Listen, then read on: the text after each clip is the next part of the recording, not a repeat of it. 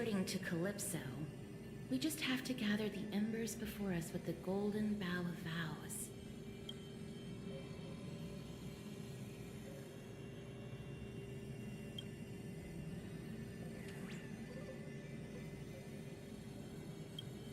How incredible.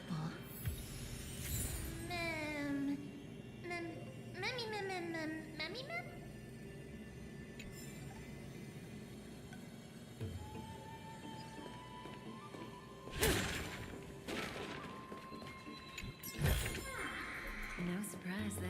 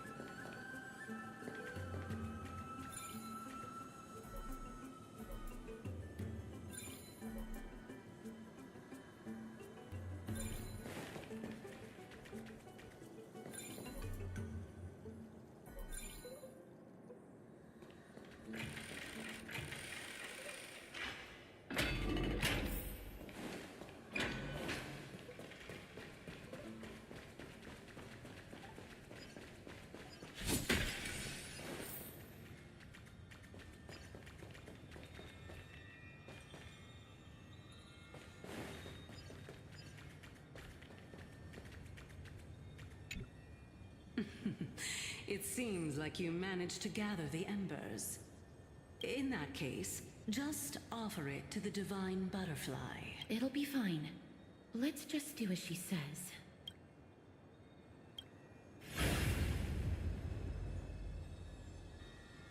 It's a success! Path has appeared!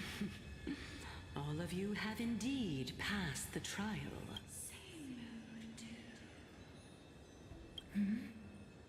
The sound of a butterfly's wing.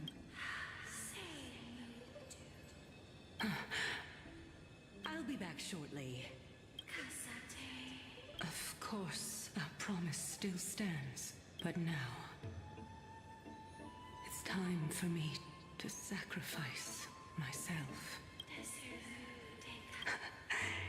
If the West Wind ever ends, let that be the place where we reunite. Farewell. My Lady Calypso, this is... It's nothing much. Thank you so much for your help. Now, it's time for me to fulfill my part of the promise. Well, in that case, I can start. You're actually Circe's, right?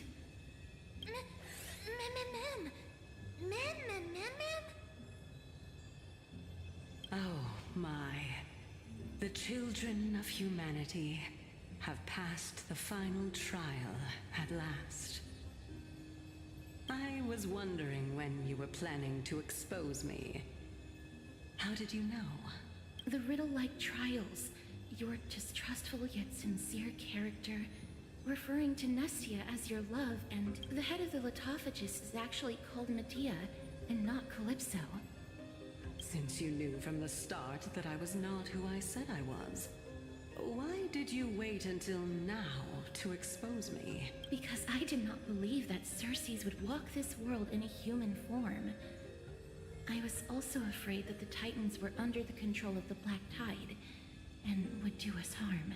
Also, to make a claim, one must have evidence. This is the precious knowledge that I acquired during my time at the Grove. Excellent. To think we were able to gain a new chance at life in the midst of death. Fate truly is a mysterious thing.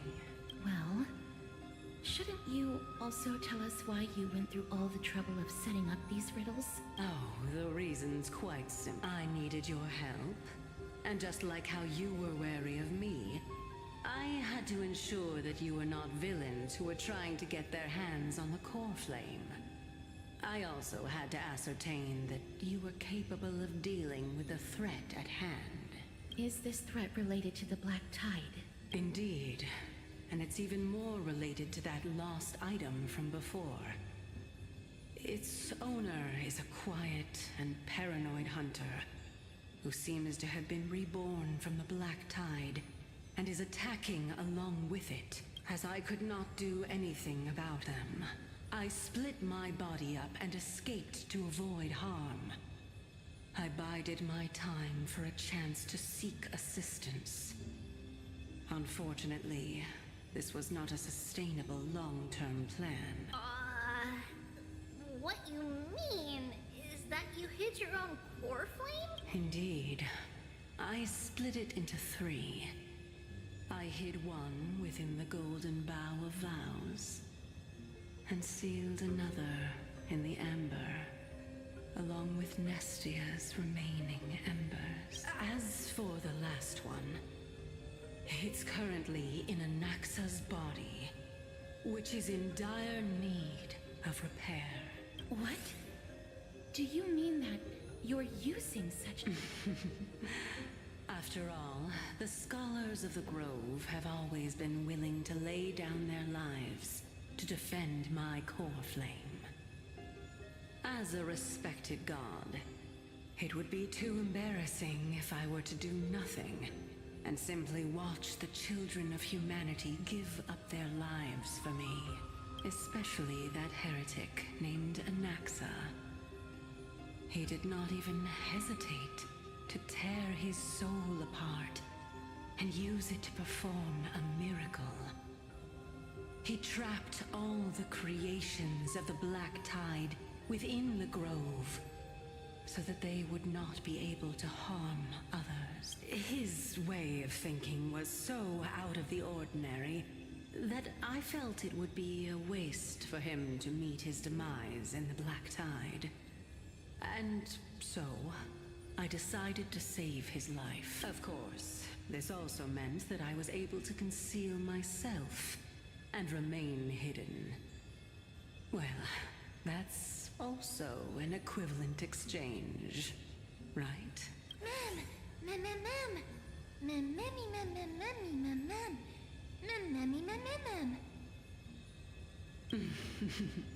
What a smart little bunny.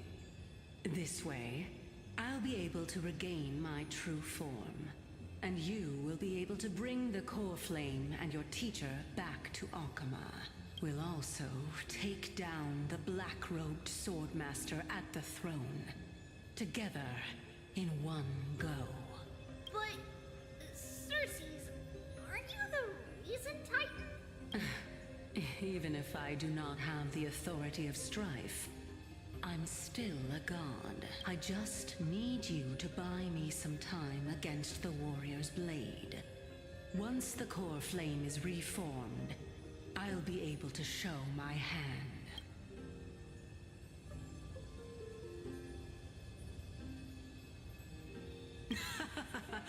Excellent. Then just continue climbing to reach my throne. Turn the golden bough of vows into firewood to reignite the core flame of reason.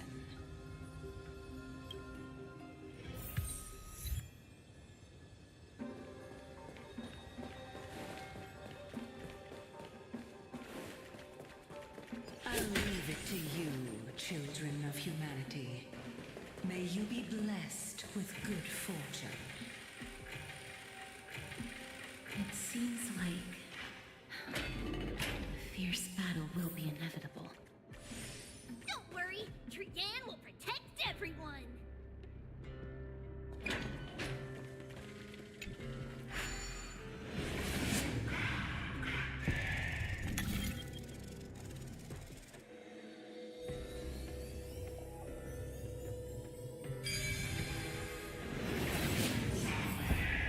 Ahead lies lies the Luminary Throne. And also, the battlefield that we're about to step onto. Ma'am. Memmy, ma'am? Memmy, what's wrong? Memmy, ma'am. Memmy, ma'am. Is this Professor Anaxa?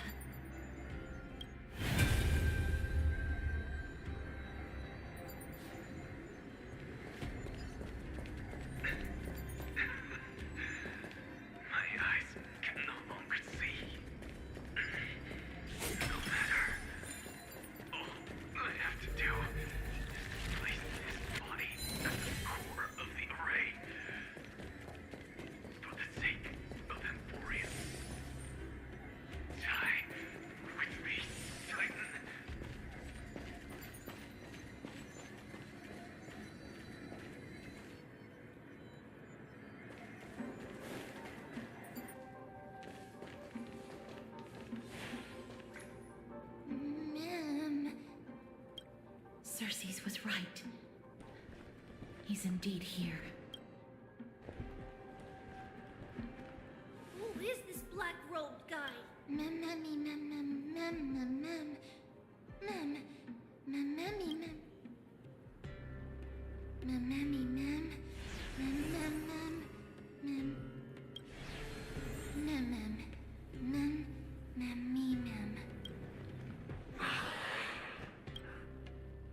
Everyone, brace yourself.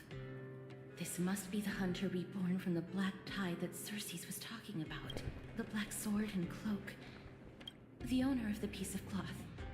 The north wind that sent over the deathly fog of Thanatos. You're not.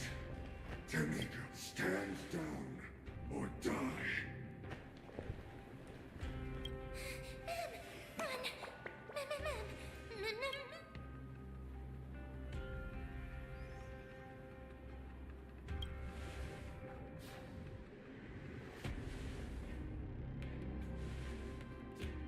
Shrian will also protect everyone!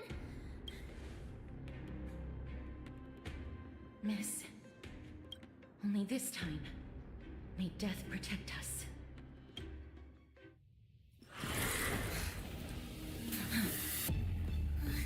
Be careful. One slash.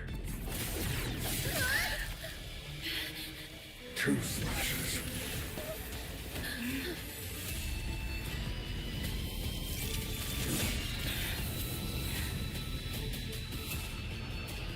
Three slashes are enough.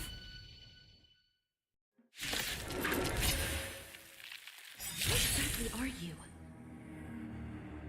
What better time to play a tune?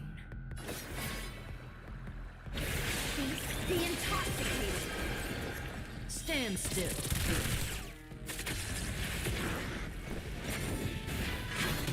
I think something bit me. Flash. Ah.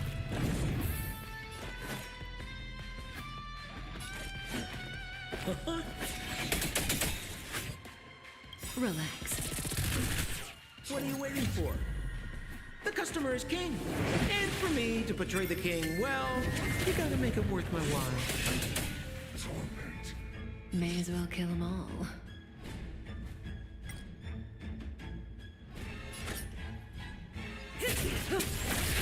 Specimen sighted.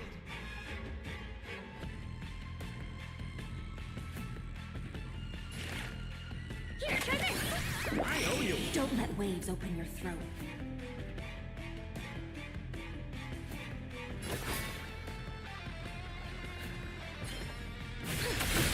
Stand still.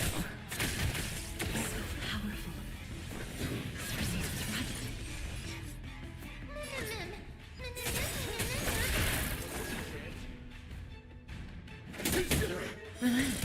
Commencing research. Offer you a requiem. Good times. Now time to say bye. Go.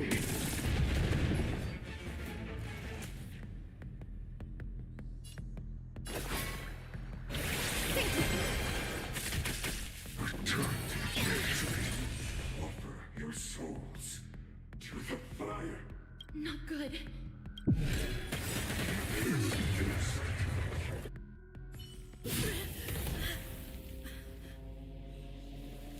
In that case...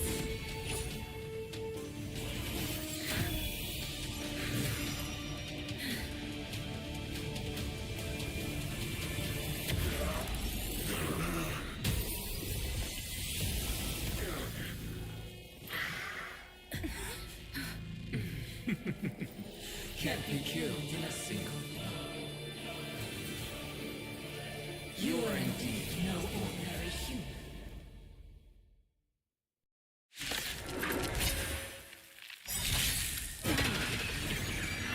Annoying. Children of humanity, don't waver now. let's just destroy them. One by one. Your flies rise! Stand still. The intoxicated. Relax. Since the ambush failed, it'll be difficult to find another opportunity. Professor Anaxa? No. It's Cersei's. Mimmy Ma'am! Mimmy Ma'am! Something inside of him.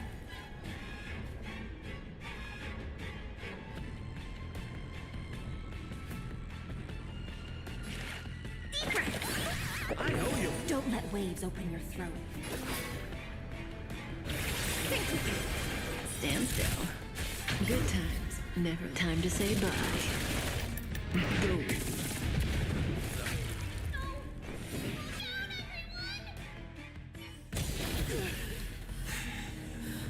This is bad. Century Gate, open!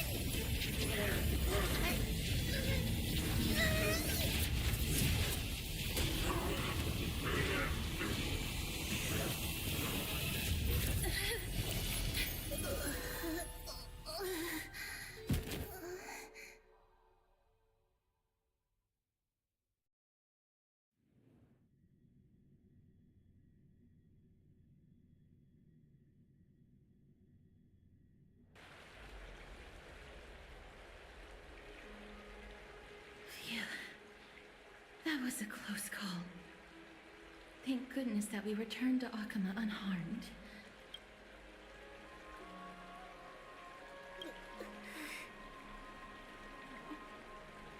I'm sorry. I know you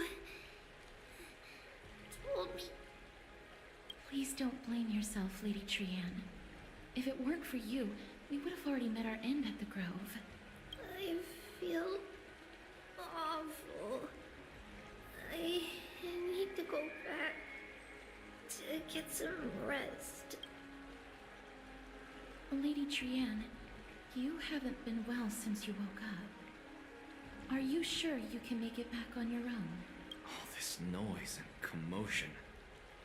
Akama hasn't changed a bit, has it? Are you Professor Anaxa? There's no need for doubt. The Titan no longer speaks. It is I, Anaxagoras of the New Sporists. Indeed. You are the only one who would refer to yourself like that. Professor, let me be frank. The mission Lady Aglaya entrusted us is to search for survivors, uncover the truth about the disaster at the Grove, and retrieve the core flame of Cersei's.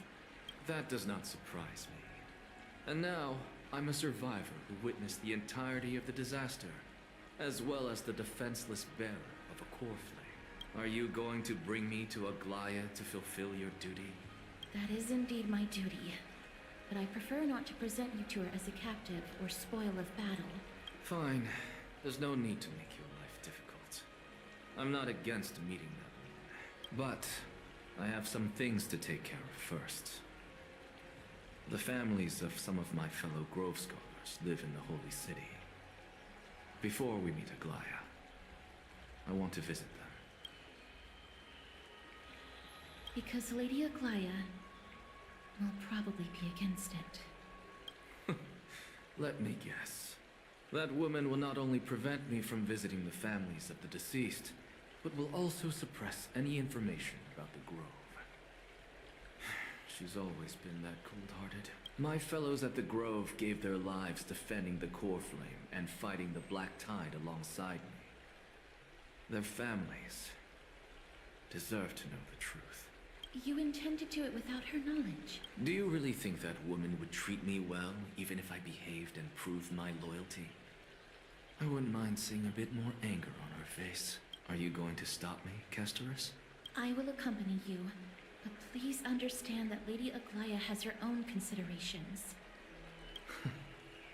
You truly have the makings of a fine scholar, putting yourself in other people's shoes like that. Let's go. I won't go overboard. So, after all these years, you and Lady Aglaya are still... Neither of us is narrow-minded. You should know the root cause of our conflict.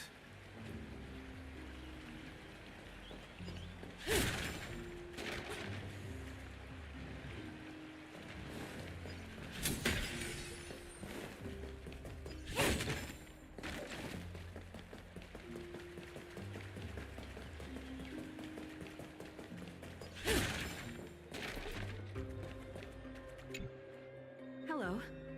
And you are? Hello. If I'm not mistaken, you are Kalinicus's wife, right? Yes. Oh, are you a messenger? No wonder I haven't heard any news for so long. There's been a change in personnel, hasn't there? Ma'am, Kalinicus passed away a few days ago, defending the Grove against the Black Tide. So... did he manage to defend the Grove? Huh? Yes. He managed to protect Cersei's core flame at the cost of his life. I see.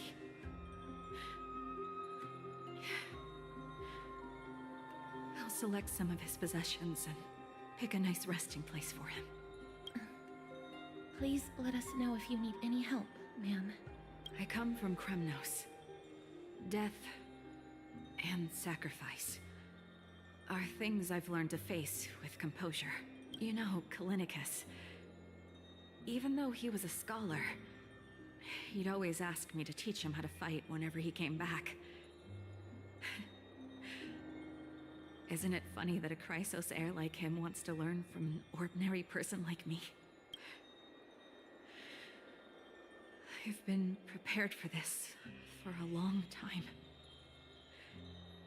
In times like these, any ordinary goodbye might just turn out to be a final farewell. I'm really sorry. There's nothing to be sorry for.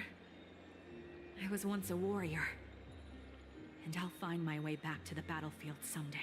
With the coming coronation of the new king of Kremnos, I'll take up my lance against the creatures of the Black Tide and seek vengeance for my husband.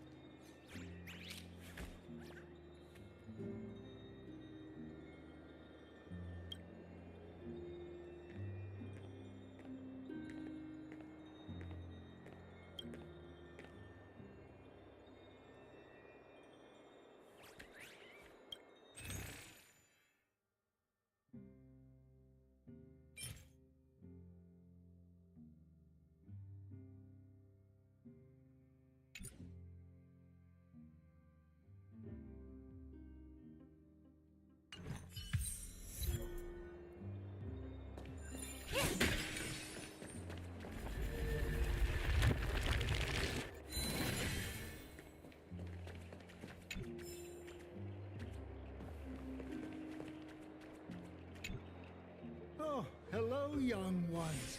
Is there anything I can help you with? Are you the father of Keinani and Artakama? Ah, yes. Did my daughters cause trouble at school again? Alas, forgive this old brain of mine. Both of my daughters graduated long ago, and they are now scholars at the Grove. As I get older, memories from years past tend to blend together. What's the matter, young one? Why so? If they refuse to apologize, just let me know. They're all... What should we do? I really can't tell him. Mr. Fabio. The Black Tide took Keinani and Artakama. What? They fought until their last breath against the Black Tide to defend the Grove. As the Chrysos heir stationed at the Grove, I failed to protect them. Mr. Fabio, if you... Don't put it that way. Even if my Artakama wasn't one of the Chrysos heirs mentioned in the prophecy, she was still a heroine, wasn't she?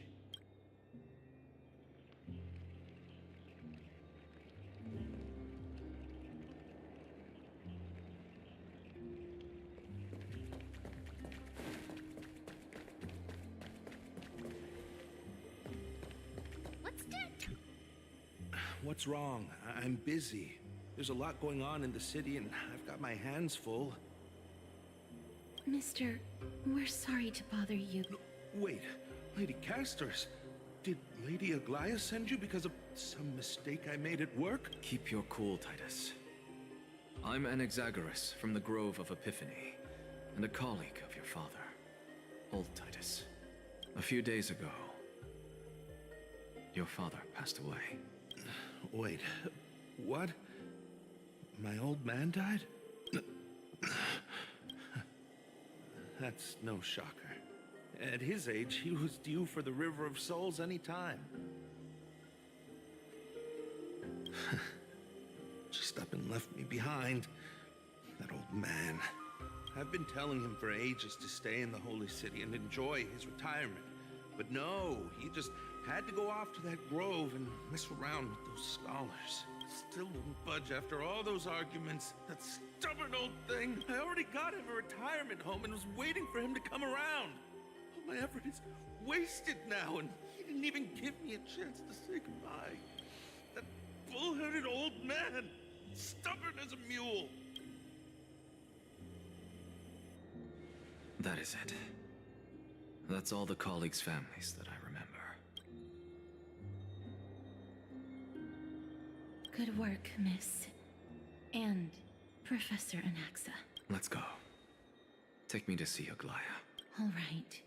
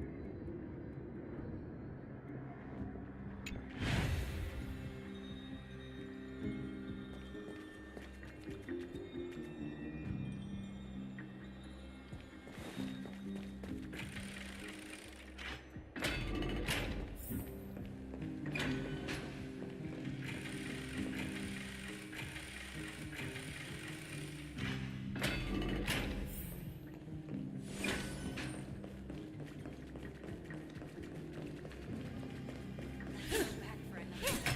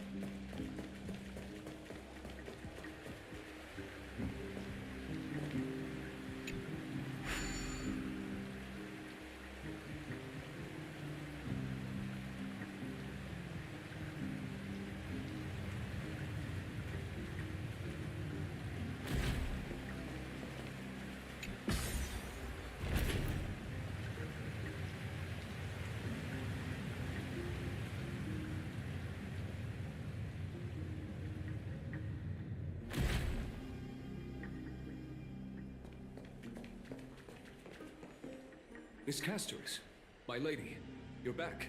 Hello. We have an important matter to discuss with Lady Aglaya.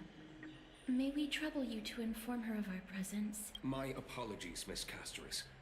Lady Aglaya has just informed me that she has no time to receive anyone at the moment. That's just great. She refuses to even see me. Answer me this, friend. Did Aglaya order you to take me directly to prison? Who are you? Please don't jest. It's possible that she really is busy. Let's wait here a moment, and I'll try to contact her using the slate.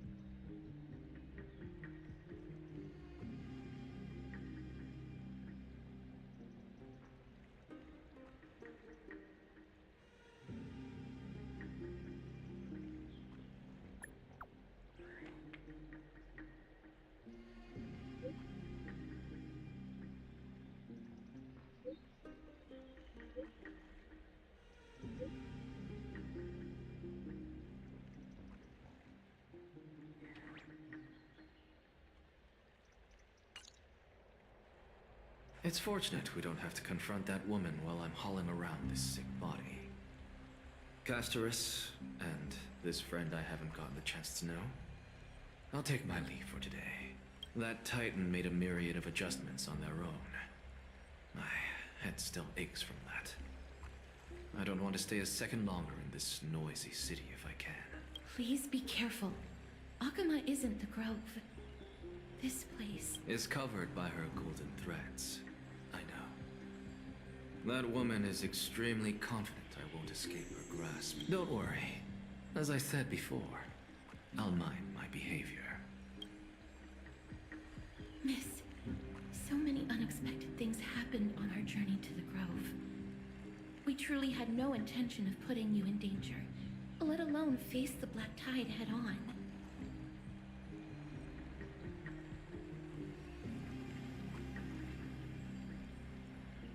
The Black Tide is not just an enemy of Akama, but all of Amphorius.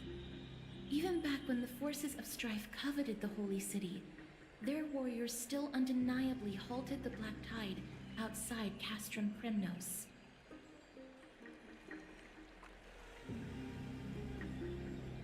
Negador's core flame now sits vacant, and the Black Tide has returned. The Grove is an academic city with the best understanding of the Black Tide. It shouldn't have fallen so easily, and yet it was taken overnight, leaving the city in blood and tears, haunted by the spirits of departed heroes. The trial of strife is imminent. I pray Mighty will be able to steal his resolve soon. Lady Treeby once traveled across thousands of cities in Amphorius to repel the Black Tide. But even they have no recollection of this powerful enemy in all their journeys. Perhaps the fall of strife has triggered even more terrifying events in unseen places. As for me, I detected a strong stench of death from that entity. But it wasn't because it had a connection with Thanatos. I'm afraid it's purely because it has sent countless others to their deaths. Speaking of Thanatos, Miss, there is something else I wish to verify with you. You must have an idea of the curse I bear by now. I was born as the shadow of death, a poison shunned by all living beings. Yet when you caught me in the grove, I'm curious why you weren't affected by my power, Miss.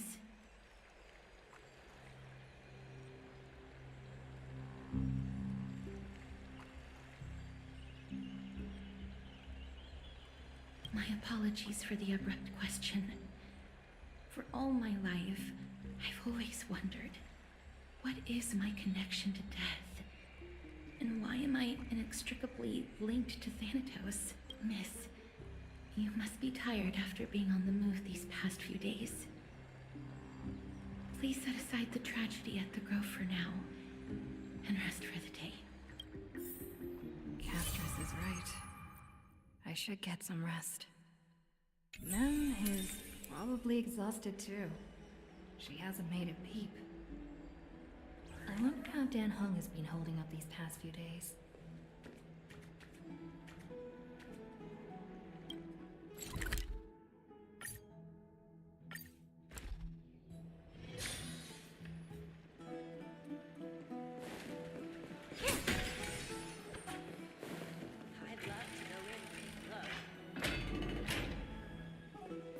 Oh, he looks like he's been well.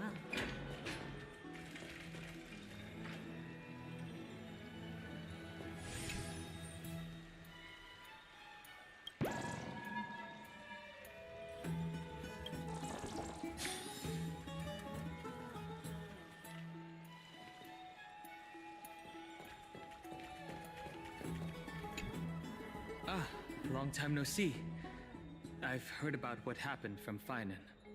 You've been through a lot.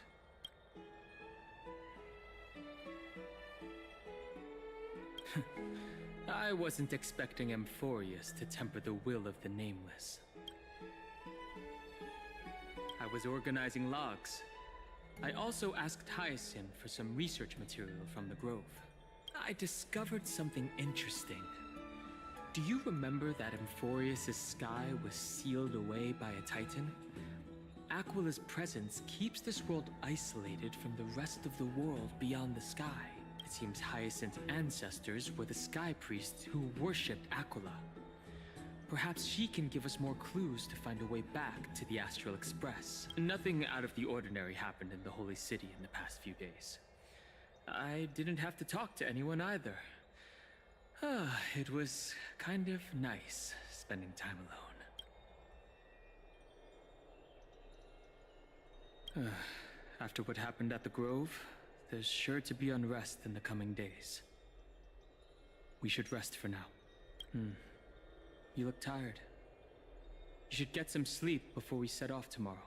Oh, by the way, I heard some rumors. If you're going to wander around, I suggest avoiding the hot bath.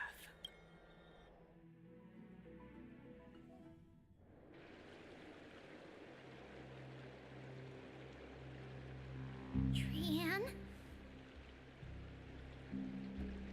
What's wrong? Is there trouble at the Grove? Yes, I sensed something. It was fleeting, but very strong. It feels like they're in some big trouble. Trian used the Century Gate again. Can you see what's actually happening? No, it's fuzzy like always. But the enemy's aura has disappeared. Maybe they've moved to a safe place? Let's hope that it's just a false alarm. We should place our trust in her and Castrus, teacher. They will keep Trian safe. Aggie, you're talking like we are little kids. One day, Trian will reach her limit, and Trebi will take on the role of gatekeeper from her. We are all aware of that. I am just a little concerned about her state of mind. Trian was already unable to speak, even in short sentences when they left. We want to say a proper goodbye at the very least. I will pray with you. Thanks. And Aggie, it looks like we will need you to come with us to the baths this time to unwind. It feels like neither of us have laughed for a long while. It's time to head out with the west wind! All right.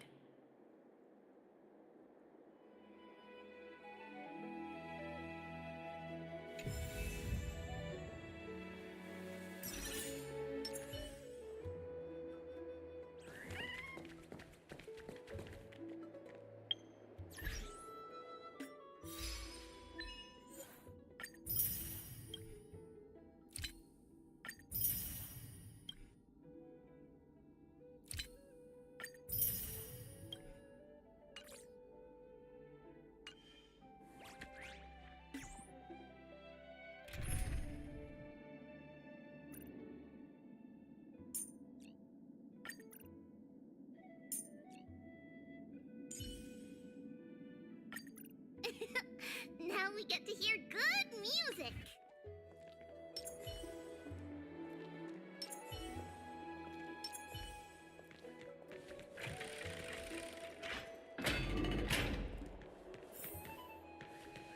Here's really hot and heavy. Has it always been like this?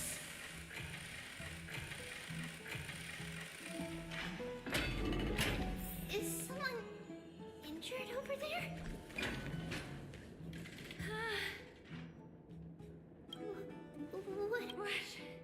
Watch out! For the Cremnoan. This is... the... Aggie, now's not the time to dwell on that. Let's help the injured people first. Excuse me! Oh, you two are here as well. That's a relief. Even the Twilight Courtyard is involved? What in the world happened? I actually just came to relax. But as soon as I got here, I saw all these people lying on the ground. I've examined them, and they don't seem to be seriously ill. It feels like they've just spent too much time in the hot water. Multiple individuals fainting simultaneously from the hot pool steam? Where is the manager of the bar? He disappeared, and no one knows where he's gone to. Some people have been saying that the Cremnoans are behind this. Lady Aglaya, what do you think about Let these people rest. The two of you, please come with me. Have you thought of something, Aggie? Yes. While their intentions elude me, it's time to bring this farce to a close. This is really bad. I heard it's the Kremlin. This is all you can... Snowy! Even The culprit is my... Dee! What did you do to everybody? It's just another duel where I claimed victory. Duel? As I expected. On the surface, these two are the mightiest warriors in the Holy City, but they're still impulsive youths at heart. Speak up, Mighty. Tell us exactly what kind of foolishness you and Finan indulged in this time.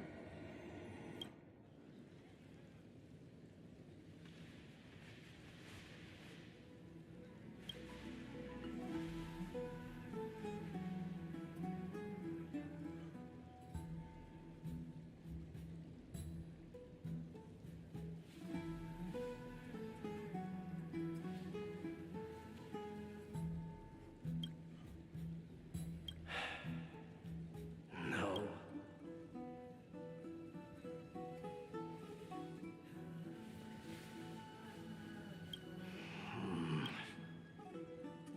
Am I seeing things? Is the magnificent deliverer finally deigning to step outside? What kind of response is that? Nothing. I was just imitating your usual response. I don't feel anything special from them. Have you passed the demigod trial? The ritual hasn't reopened yet. In case you forgot, it hasn't been that long since I pulled you out of the trial. I didn't forget. Then, you're welcome. In twilight's last gleam, Makima stands bold. Her walls sturdy, tales untold. Dreaming of her fruitful gardens, pilgrims arrive from distant lands. Figs and olives, so grand. Yet little do they know that they will step into flames, fuel to the fire, a burning brand. What are you playing at this time? I just felt like reciting a few lines of poetry. Surely the Crown Prince of Kremnos knows how to appreciate poetry. Kremnoans steer clear of such weak literature. But my library doesn't lack collections of this kind. These lines express the poet's yearning for their home, just as Akama is distant from many people's homes. I know how to interpret poetry, Haikis. There's no point in pretending to be profound, my friend. Thank you for helping me out when I was in a tight spot, but it seems to me that you aren't prepared for the trial either. Don't compare your situation with mine. My people are still relying on me. I can't ascend to godhood on my own without first resolving their issues. So, are you suggesting that you, the mighty Mightimos, and the heir to the throne of Kremnos, wish to defy tradition that has endured among your people for millennia? Still thinking about what I should do. Never mind. It's probably not my place to... An idea does strike me, though. Go ahead. Let's see what terrible idea... Maybe we both need to relieve some stress. Come, Mightimos. Let's recommence our previous competition. This time, we'll see who can stay in the super hot bath for longer. What? Are you chickening out? The phrase chickening out does not exist in the Kremnoan language. I just find this situation absurd. That's all. All knowing, looks like I'll have to teach you some royal etiquette today. And thus, an unprecedented sauna battle commences! With unparalleled resolve, the two warriors' determination even alters the very hue of the steam. Flames intertwine with scalding vapor, reaching toward the heavens, shrouding the sky in the sun. The spectacle is so magnificent that none dare gaze upon it directly. Since we can't see what's happening in the competition, why don't I regale you with a tale of kings to pass the time? Do you recall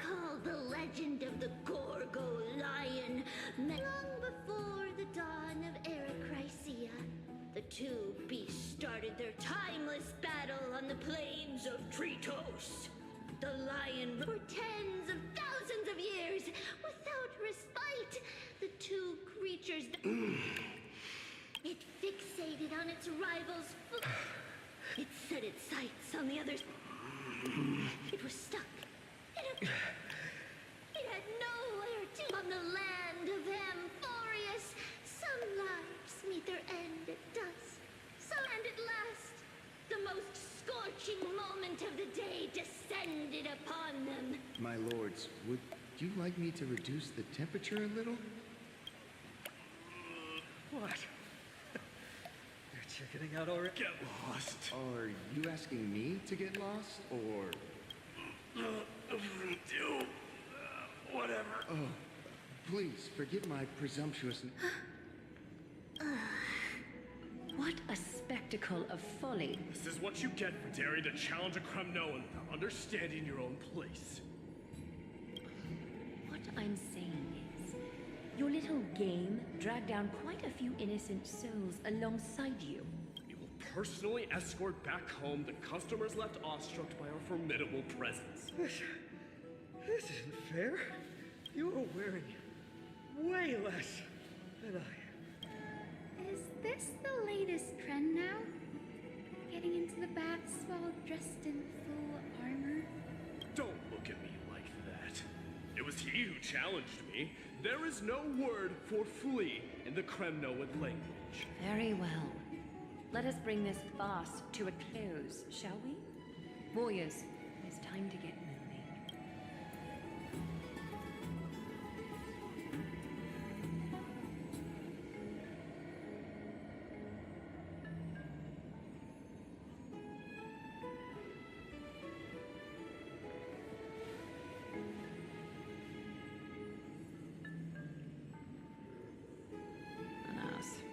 The Flame Chase journey is destined to be a lengthy one, replete with obstacles.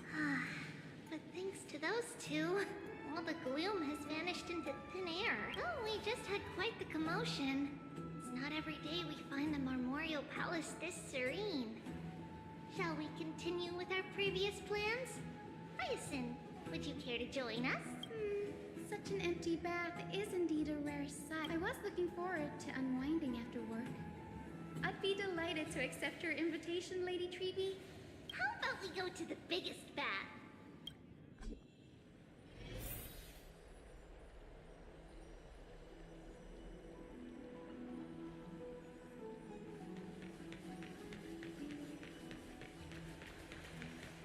Let me check.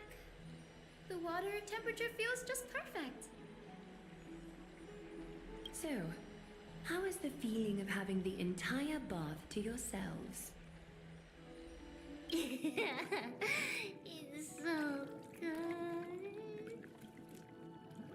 But, Lady Treeby, aren't you going to soak in the bath with us? We will have to pass. After all, we've become children. Please understand that she can no longer endure the heat of this pool due to the blessings of Yanis. Oh. Are you curious about us, Hyacinth? I am, but something tells me that it might be better to change the topic. Don't get all nervous. It's not something we can't discuss. The truth is, a long, long time ago, we were a mature adult just like Aggie.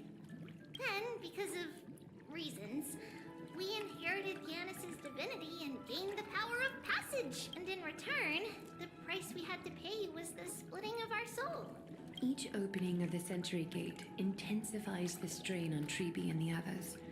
They are gradually regressing towards infancy, both in body and mind. We don't know what awaits us at the end either. But anyway, that's why we've turned into children. In that case, when you opened that giant sentry gate above Akama during the battle against Nikador. Well, there's no way around it. We all know that the Flame Chase journey won't be a smooth ride. Maybe we can find a way to fix it. The primary research focus of Moose Porists is the soul. We explore its depletion and methods to restore dispersed souls.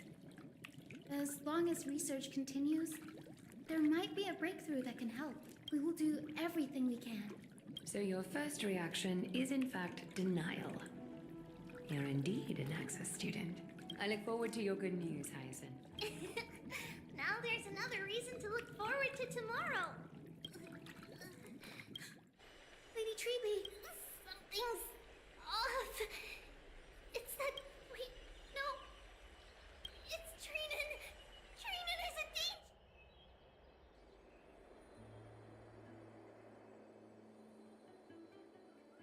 danger. I win this round of escorting the bathers home. How does one contender alone make a valid competition? Offering a compliment or two wouldn't be the end of you, you know. Haikas. What is that word? Is that your native tongue? It means hyena. I'm likening you to a weak hyena. By the way, you emphasize the completely wrong syllable. Though we've been acquainted for some time, I have rarely heard you talk in the ancient tongue of Kremna. It's because I'm not exactly a master at it either. I can listen and read just fine, but when it comes to writing... You can write? You speak as if you don't have... That was in jest. I understand. After all, you... Worry about yourself first, deliverer. You also never mention your hometown, apart from when you need to introduce yourself. Well, it's because there isn't much to say. Ides Elysiae is simply a tiny village that disappeared many years ago in the flames of war. The only times I get to see it are in my dreams, and in the trial from the Lance of Fury. I knew it. Yes, I saw it all. Ides Elysiae ablaze with everyone. My family, friends, and my kin, lying in a sea of flames. A blood-red half-sun hung in the sky, just like on that day. And before my eyes, that murderer killed Cyrene. But I saw its form this time. A black cloak, an eerie mask, and a broken giant sword that carried an ominous aura. I fought it in the trial. But even though I've been fighting, improving, and resolutely getting stronger all this time, I still couldn't defeat it. You were blinded by hatred and almost lost yourself in that trial. That's right. And that's why I am truly thankful to you, Mighty Mouse. You finally picked up some manners. Better late than never. Then what about you, Mighty? What did you see in that trial? What do you fear? There is no word for fear in the Kremnoan language. I'm getting the feeling that your language has no words at all. But to answer your question, I saw Akuma in the trial. As well as... my old comrades. Hephaestion. Perdiccas. Ionius. Ptolemy. And Possesta. Ever since I returned from the Sea of Souls, these five have been by my side. We faced life and death together during our days in exile. Those 10 years were arduous, yet filled with moments worth treasuring. Each night, we would gather by the campfire, savoring honey brews and singing our hearts out. The wind in the wilds of Amphorius smelled like rust. Hephaestion would always tease me about adding goat milk to the honey brew, claiming I ruined the blood-red color of the drink. He had a scrawny figure, but was a relentless force on the battlefield, dispatching foes without so much as a blink. Perdiccas was an expert in concocting medicines, delving into all those strange folk remedies. Leonius was a swift runner and our most reliable messenger. Ptolemy was a real bookworm, always spouting off in chapters and verses. When we left Kremnos, he made off with a stack of ancient tomes from the Grand Library. Not like it mattered, as my family owns the library. And then there was Possesta. He was the silent type, but a truly masterful musician. This is the first time I've heard you mention these five. And their names. They died on the battlefield before the Kremnoan detachment managed to join Akuma. Perdiccas was the first to go. He was shot in the stomach by a poisonous arrow from the people of Ladon. The second month of cultivation. In the end, his remedies mended all but himself. Midamos, do not mourn. I have achieved honor by bestowing a noble death upon the enemy. Leonius died in the 5th winter. Idonia's snowstorm lasted 3 full months. On the night of the fiercest storm, our foes launched their assault. Idonia? Is that the city Castorus used to live in? Yes. Those zealots were as fearless as Kremnoans in the face of death. But they lacked respect for all. They cornered us in the bottomless swamp. Leonius covered for our retreat. They cut his legs off. He vanished into the mire of a foreign land.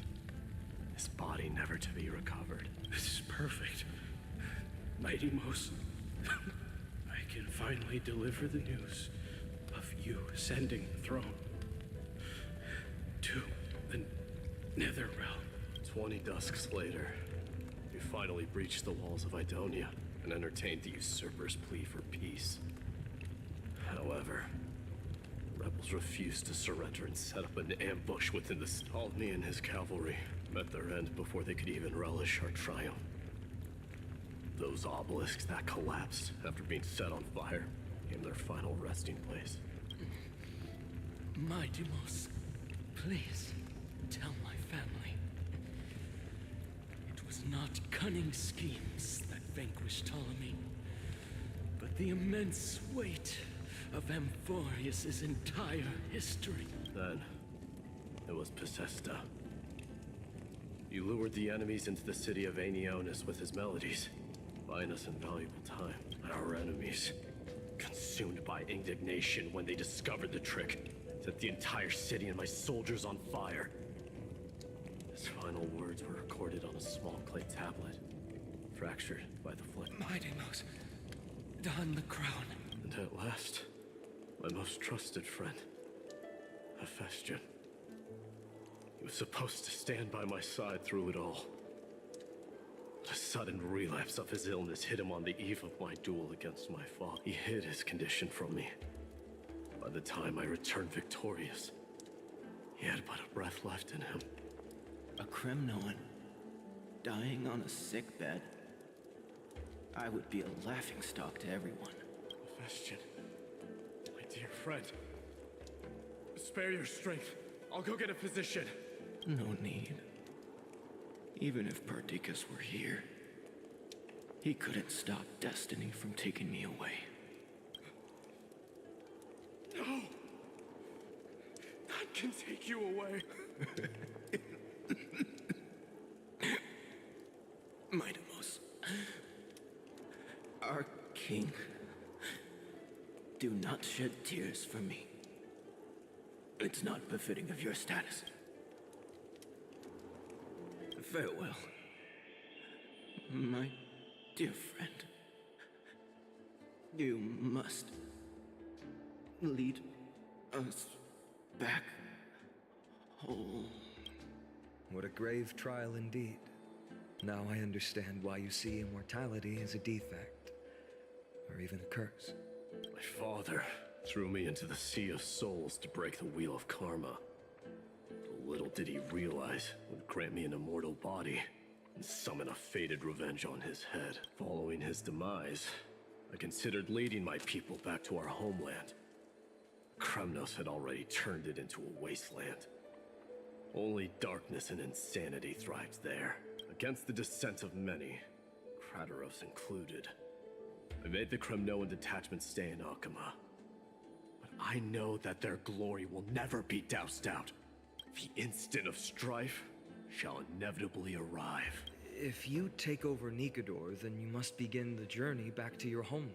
So, you hesitate because you think leaving your people in the Holy City is a better choice? I don't know. But I have never been crowned. Those 5 were never endowed with any titles. None is aware of their glory. Your predicament is truly complicated. I don't know how I can give you any useful advice. Maybe you could seek counsel from more people, such as the Grand Craftsman. Cartonis' people seem to have been through comparable dilemmas. And that teacher of yours, Krateros? Dee, we've got a big problem! Big problem! Lady Triby, what's making you so flustered? Hurry up and go save Trinan! She got abducted by Krateros! Krateros! What's going on?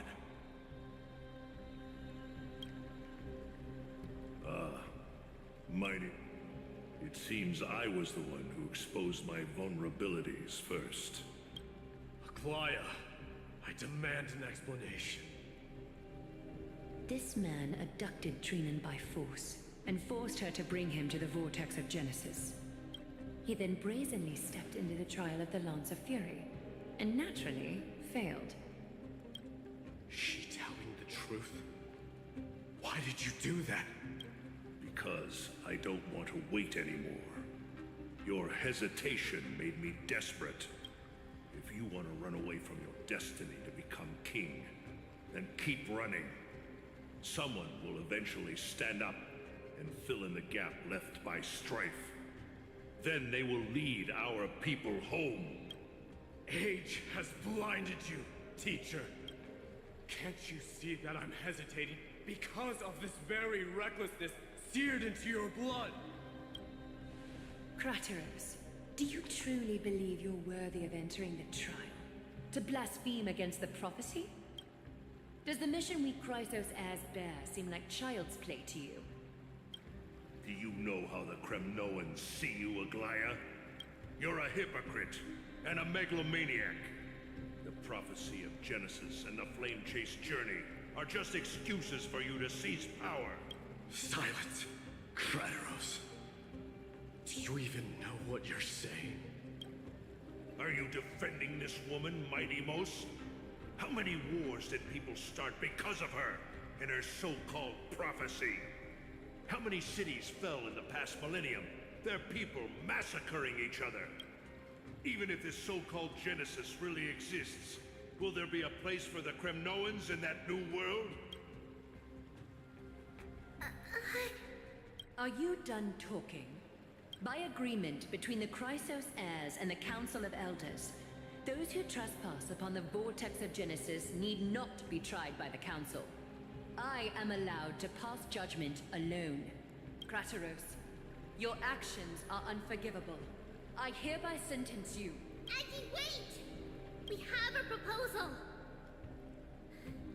Someone has to resolve this conflict between the cities. Lord Krateros did not use violence to harm us. We can sense that his anxiety stems from his concern for his people's future. Please, Aglaya, hear us out first. I'm listening. I'm sorry, Lord Krateros. We were so preoccupied with deciphering the fragments of prophecy that we neglected those of you not favored by its message. Your accusations were harsh, but justified. We wish to earn your trust and those of the Kremnoans. I think the best way to do that is to take you to witness the source of the prophecy for yourself. How are you going to show me something that has no You've heard about that Outlander, right? She has somehow made a connection with Orynyx and can completely replicate scenes from the past. We will ask for her aid. Tomorrow, at the Abyss of Fate in the Temple of Yanisopolis, we will show you everything from that distant memory, Krateros. A fair proposal. I accept. Until then, you will be stripped of your freedom. That is my one condition, and I will brook no argument. It is not the first time I've been made someone else's prisoner. Do as you please, demigod. Teacher, why did you do this? Forgive me, young master. But I just cannot wait any longer. Ever since your father died, our people and I have been waiting for a day to revive Kremnos. We placed all of our hopes in you, but never received an answer. This obsession for returning home has become a sickness for our people. Wise as you are, I refuse to believe that you can't see the truth. You have a clear head, which is why you're also incomparably alone. A smart person can only choose to tangle himself with the mundane of this world. If you're truly capable of leading our people beyond this blood-stained fate, then prove it to me once more, Mighty Mos, just as you did back then.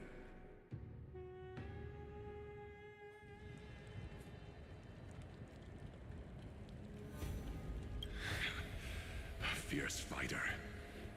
I did not expect such heroism from a feeble Akaman. Fulfill your duty as the victor, warrior, and tell me your name. I seek an honorable death from you. As if you have any honor! Listen closely. I am the leader of the Kremnoan detachment, Mighty Mos. I'm here to finish you, father. It's you. The beast spurned by all. So you did defy death. The prophecy was true. You will bring an end to my Kremnoan dynasty. Defy? You're wrong. Death fears me. It's the reason I have this body of steel. As for you, you already stand at death's door, father. You were the one who threw me into the Sea of Souls. The one who tried in vain to enslave a Titan. And the one who desecrated the body of a god. Hyakis! You're a weak king. So weak that even the lowliest hyena is a more noble existence than you. And now, fate's reckoning is upon you. Then swing your blade. Take my crown. Coronate yourself with an old king's blood and inherit it all. Become the new rightful king of Kremnos. No. I don't want the crown. Listen. There's only one end for the kings of Kremnos. Then the crown means nothing to me. All I want is your life. To avenge Mother and my comrades. But the walls of Kremnos won't fall with me. Do you truly think you can escape fate's grasp, my son? You and I, we're both the same. Now kill me! The son of Gorgo is destined to be crowned in blood!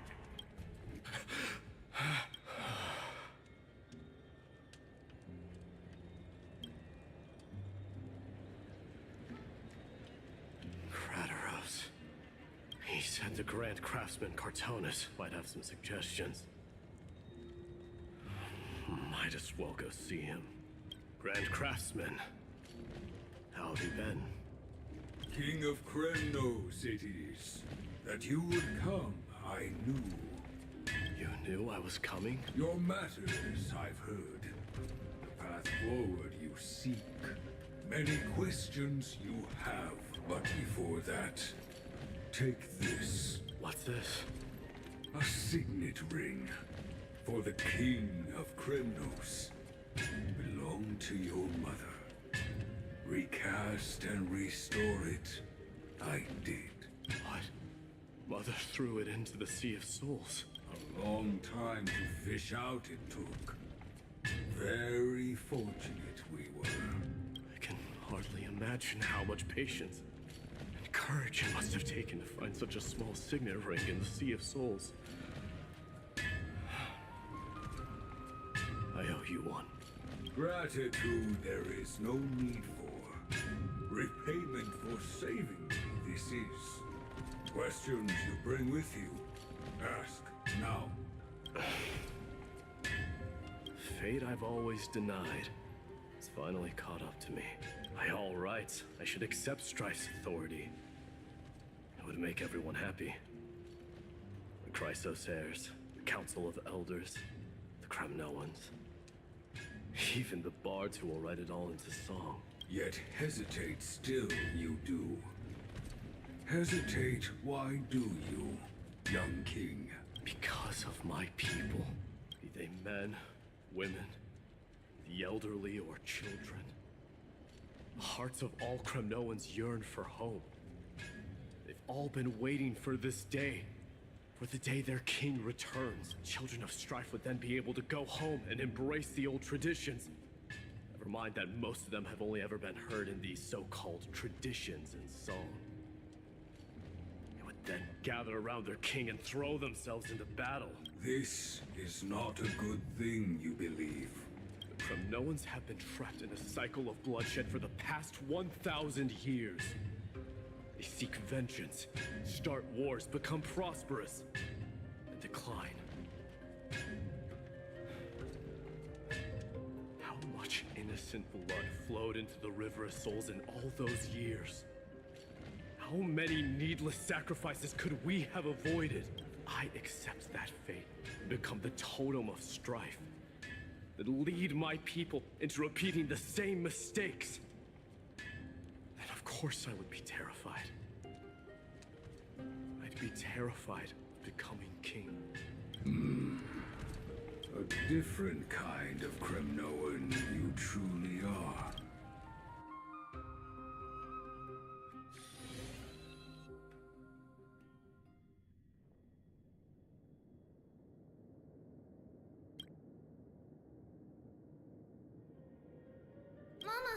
Mama, I had a dream last night. Oh. Now what did you dream about, my darling Trebios? I had a dream that I turned into many me's. Then we made the moon into a ship and made the stars into our sails. Then we floated on the ocean and let the wind blow us in any direction it wanted. Well, that sounds like a lovely dream. Yeah! The ocean and the sky were really, really dark. But there were so many of me that I wasn't scared at all because we'd all sing together. The ocean wind blew us onto an island where the wind tasted like flowers. There were bleating sheep and chirping birds inviting us to be their guests. There were so many animals on the island, but none of them ever fought. Giannis's holy maidens can receive guidance from the god of passages. Perhaps what you saw in your dream is a divine land somewhere in Amphorius. You think so? What's wrong, Trebios? You look unhappy. Because on that same island, I saw a dark mountain on the other side of the ocean. And it was very, very tall. The mountain looked alive, and it kept getting closer to the island. Then I realized it wasn't a mountain, but a very, very tall wave made of water. When the wave smashed against the island, then there was a bang and... A dark one. Mama, does something that scary... Yes. Unfortunately, it does exist in Amphorius. but it's very far away from our temple. We call it the Black Tide, though it has nothing to do with water. It has no shape or form, but it can swallow up animals, humans, and even titans, turning them all into monsters. Oh, the Black Tide is a baddie. I don't want everyone to turn into its food. Can't we chase it away? Of course, my dear. You only need to behave well and listen to what the adults tell you. Study all the knowledge and etiquette you need, then grow up and become a proper holy maiden. The divine Yanis will then give you guidance and help you light the way for the people. Wow, I'm gonna eat a lot and study a lot and become a holy maiden. But, Mama, you said the Black Tide can... If that happens, then the holy maiden will have to be the one to guide people on the right path. After all, we are the human avatars of the God of Passages, yeah? Yeah. But one person alone is not enough. Once you're older, you'll make a lot of friends. You must do your best to unite them, because that's also our duty as priests. Friends? Are they also like me and Mama with pretty red hair? They might not, but they'll certainly be just as smart and kind as you. Mama? Am I dreaming? Don't be silly, dear. Of course you're not dreaming. I've always been by your side. What? Now be a good girl and call your friends over too. Let's play hide and seek, just like we used to, okay? My Trebios is the smartest girl. I'm sure they remember where everyone is hiding. The voice sounds so far away. I don't remember. Who am I looking for? Your friends, who will chase the Black Tide away alongside you, of course. Is this from my childhood? I don't remember.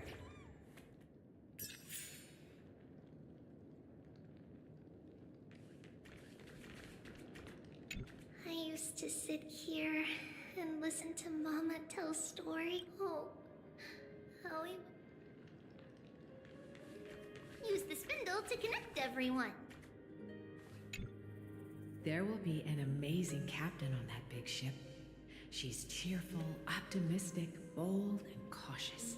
She'll be able to get everyone together. Wow, that's amazing! Can I be the captain? Of course you can. But you'll find someone else who's better for the job, my dear. I think that person lives in a beautiful temple that sits atop a hillside, covered in golden fig trees. There's a noble girl there who's very smart, but also very delicate. Just like Mama? Perhaps. But before we find the captain, the ship also needs someone who can navigate it. I know! She's Trivy! I named this doll. I don't remember it all. Is this a dream?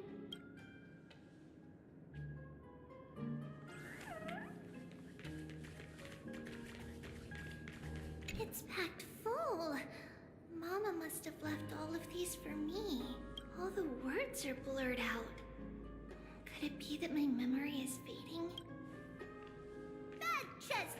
You can... Huh? Why is this doll inside a chest? It's holding a sword. Why? Many years later, many brave warriors will board this ship. They're skilled combatants who fear no danger. Ooh, I can learn how to fight too and protect everybody! Silly girl. You're Yanisopoulos' holy maiden. It's not your duty to fight. There will be many others to protect you. Alright. Then where will they come from? I believe one warrior hails from a lovely village where bulrushes flourish, while another comes from a magnificent royal city. Though each has their own troubles, both are ready to lend their strength for the ship's long voyage. In that case, let Trian fight by their side. This way, they'll always stay on course. How could I have known the name Trian back then? Was it just a coincidence? Learning can change your destiny. A blackboard? And what is that drawing? Doesn't ring a bell at all. Perhaps it's just a child. When navigating at sea, you need to know both astronomy and geography. Isn't Yanis's knowledge enough? Oh, sweetie. The ocean isn't like the land. It's easy to get lost. That's why it's important to learn to recognize the miracle of Aquila. Alright. Even though my brain is already super duper smart, I'll still try my very... Circes also favors children who try their best. They will send a wise scholar as everyone's teacher to help you reach your dreams. I want to be a teacher too! Oh, wait. I'm super duper smart. So I want to be the teacher's teacher. Why not? But if you're going to be a teacher, you might need to tone down that hyper energy of yours. Then Trinan can do it. She's well behaved and would make a great teacher. Mama and the others always said that I had a great memory. But now, I can't... Come, let's line them up.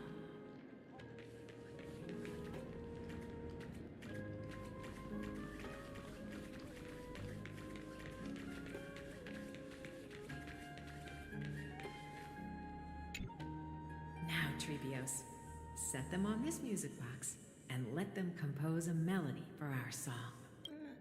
Music box? Sweetheart, are you still groggy from your nap? You invented it.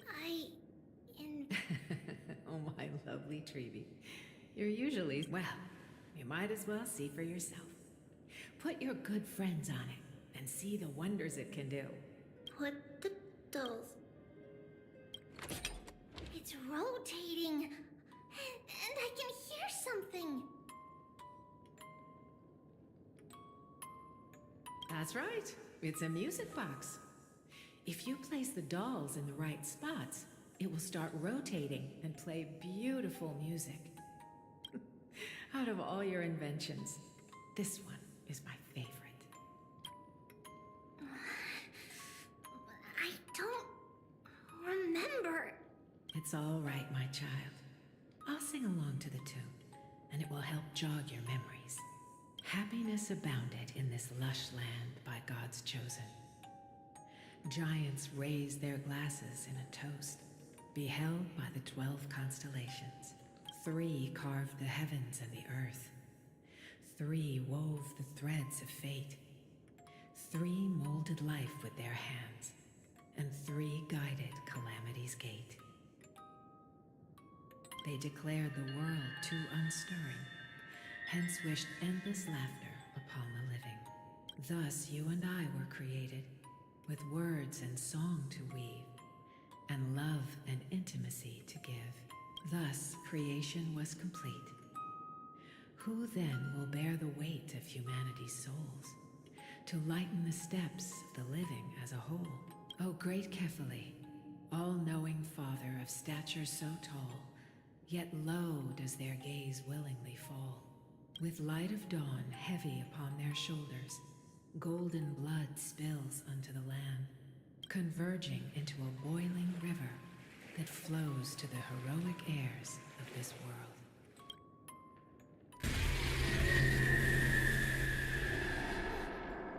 What's going on? Oh yes, please lend me your ears. In black mist, as death and fate draw close.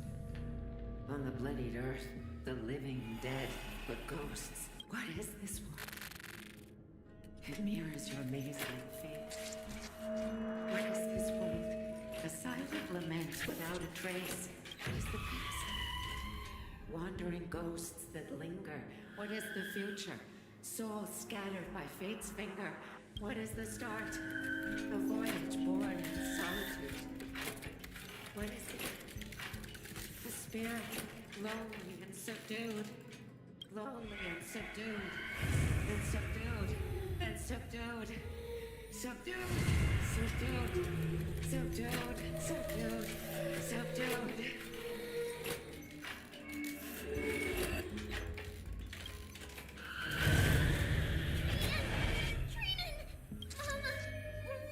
Hurry. Run. Trainers, run. The black tide has arrived. Where can I go?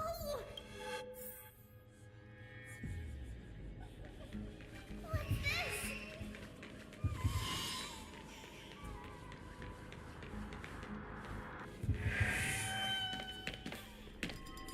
Why? This is the sacrifice of a holy maiden. You won't make it to the end. Only one person can.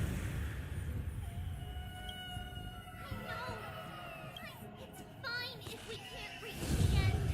Our minds are made up. Go. Bid your farewell, street ones. Time is running out. Mama, are you going to leave me? My sweet girl. I will never leave you. But remember this, Trivios.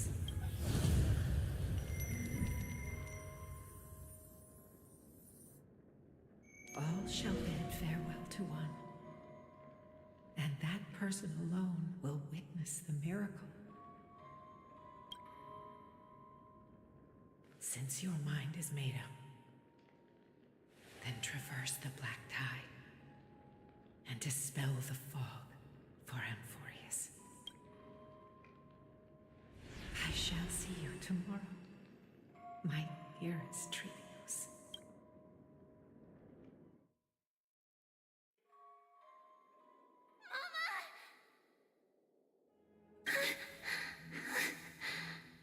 Are we? Did you have a nightmare? Maybe. But it's been a long time since we had any dreams. It's not yet the entry hour. You still have plenty of time to rest. No. Our heart is still racing. It must be that reckless Kremnoan soldier who startled Trinan. And you as well. If you want, I can pass through his chest with the golden thread right now. Aggie, cut it out with the scary... I'm just kidding. If I were serious, I wouldn't have waited until now. Do you want to talk about the dream? Keeping it bottled up is not good for your health. We had a dream about Mom. The dream itself was nothing. It's just the timing that feels a bit unsettling. You mean... It's Trian.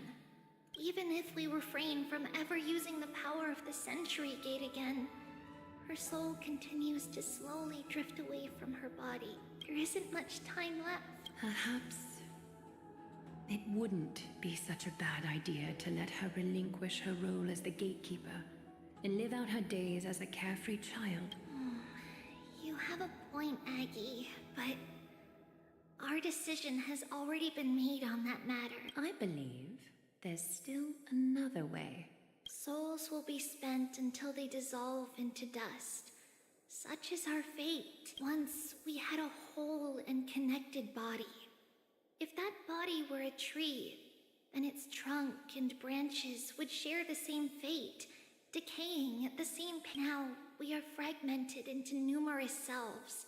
Despite the absence of a trunk, we are offered another possibility. We can choose how our branches will perish in a way that is most beneficial to the flame chase journey. Compared with saying farewell to one person, watching many fade away before me is even more sorrowful.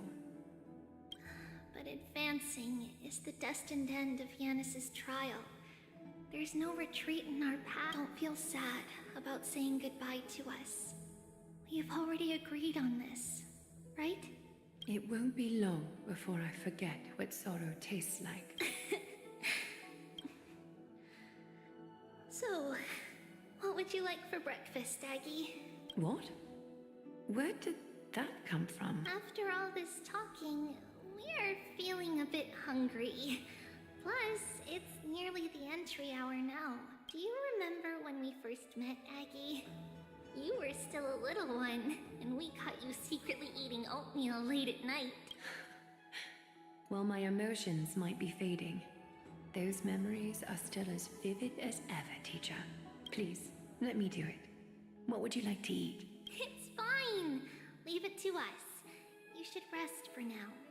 It won't take long, and we'll call you when it's done. In that case, thank you. And see you tomorrow, Aggie.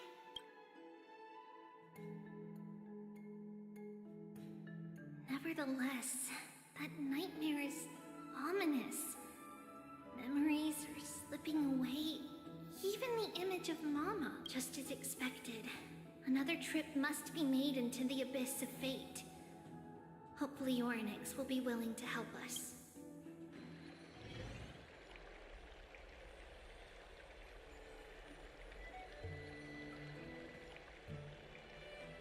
Long time no see, Professor Anaxa. Who are you? It's been a while. I'm the one who once overthrew the entire classroom in that spiritual physics lecture. Oh, it's you. No way. Do you really still remember that, Professor? I remember that glib tongue of yours. What brings you here? Surely you're not here to reminisce. You could tell. Of course. You only beat around the bush when you have a hidden agenda. That's not true. I'm here to seek enlightenment, as always. Could you please teach me everything you know about the black-robed swordmaster? Rumors sure travel fast. Unfortunately, I too know nothing about it. I can only tell you that it is clad in a black robe and wields a greatsword. At least, it looks like a greatsword. It's shaped like a twisted half-sun, and a peculiar dagger resembling a crescent moon. By the way, take this with you. I got it from the sneak attack. It's yours now. I was right. It is this thing. The one who torched Aedes Elysiae to the ground. And killed everyone. Don't try to be a hero. No one in Akuma stands a chance against that thing right now. Is that what the Titan said as well? Not at first. But the god relented after having had a taste of its power. Even with the god possessing me, I couldn't fight against that. That incredible power doesn't seem to be granted by any Titan. Are you suggesting that it originates from beyond Emphorius? It's possible. Much like the Black Tide, no? Nonetheless, it's an enemy we must overcome. We? Drop the pipe dream, Phynon. No one wants to see you fall by their blade. Their mere presence will endanger the holy city and the... You know that I don't believe. You don't believe in the so-called prophecy. I know. However, I'm here to seek your assistance, not at the request of Aglaya or Treeby. I just want to eliminate a threat to the city I pledged to protect. That's all. The tragedy at the Grove must never happen again. Take a seat. Since you are sincerely seeking enlightenment, I suppose I can tell you one more thing.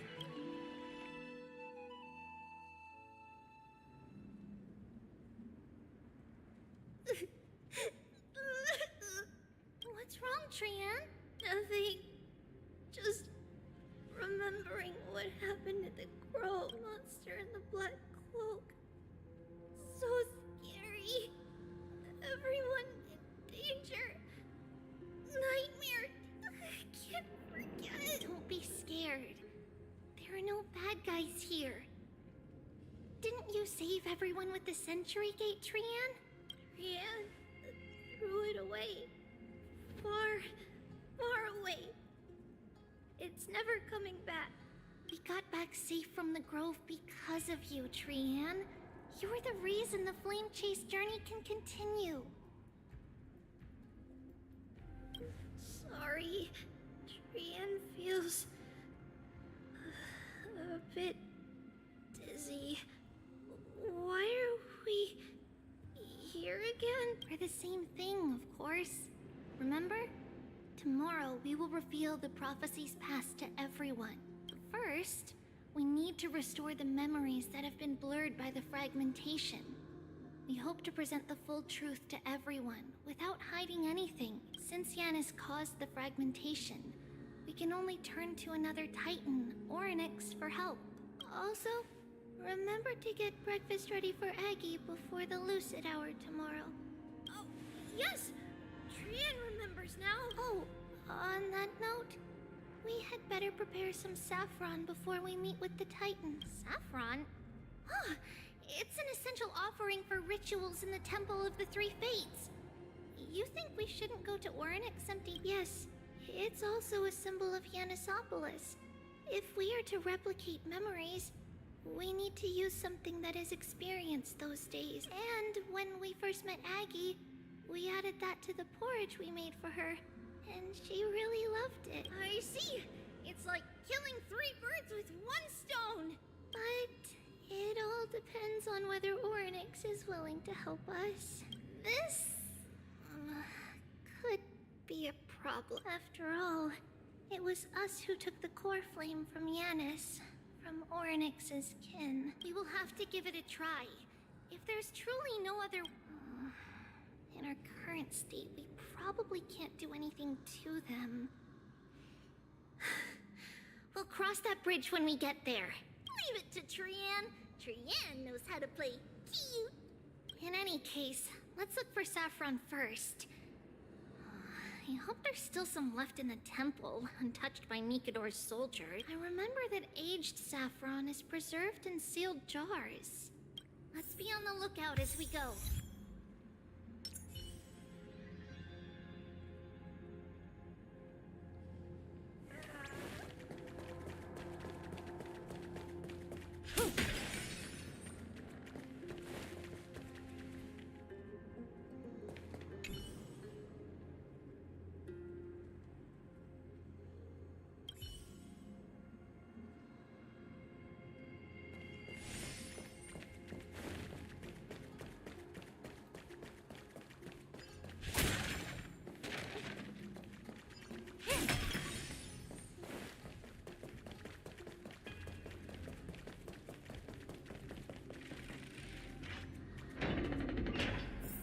It's a dead end ahead. Turn back, teacher. What? Aggie? No, it's an illusion.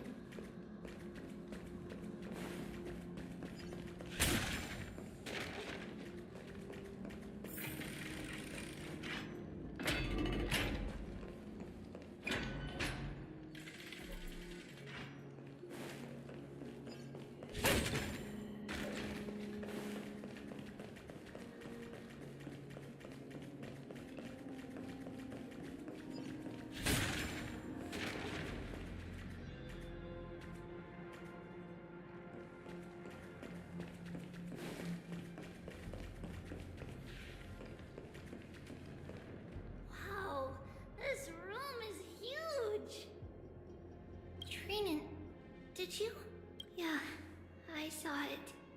Was that a warning from Orynyx? What are you two whispering about? Treeby? Trinan? Trian can't even hear her own telecommunication. Well, never mind. Trian suddenly feels like this place is quite familiar. Oh, there's a whiff of safari in this room. It's right over there. Over here. Follow Trian. Trian, slow down.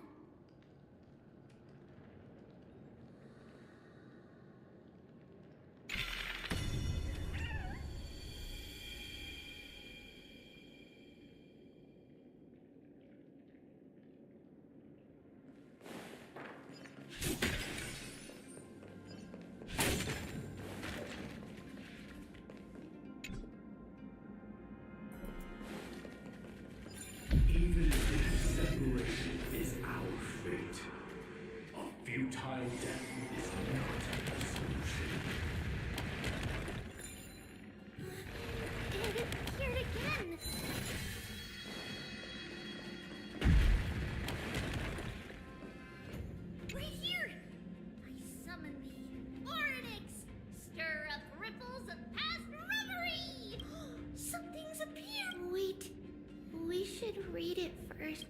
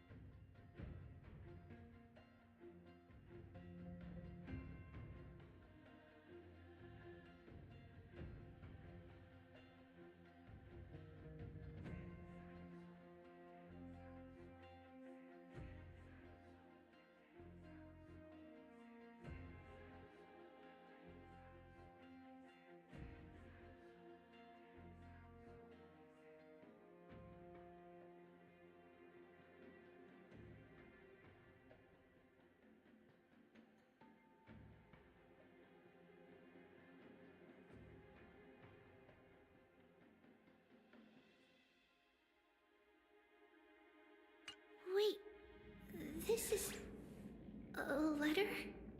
It mentions something about Saffron and Treebios? Isn't that name... Never mind that for now. Why is this letter here? And how did Trian sense it? Could it be our lost memories? Is it possible that we were already noticed by Orynyx and entered their trial? But why haven't they said a word? Orynyx has the whims of a child. Perhaps they're toying with us on purpose. Come on, this isn't the right time to be playing games.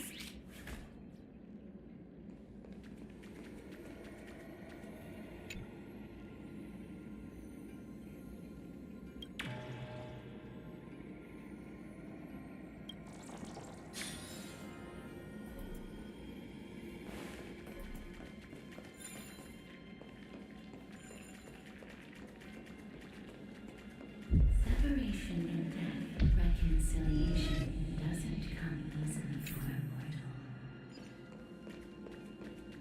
Are these visions also fragments of the past?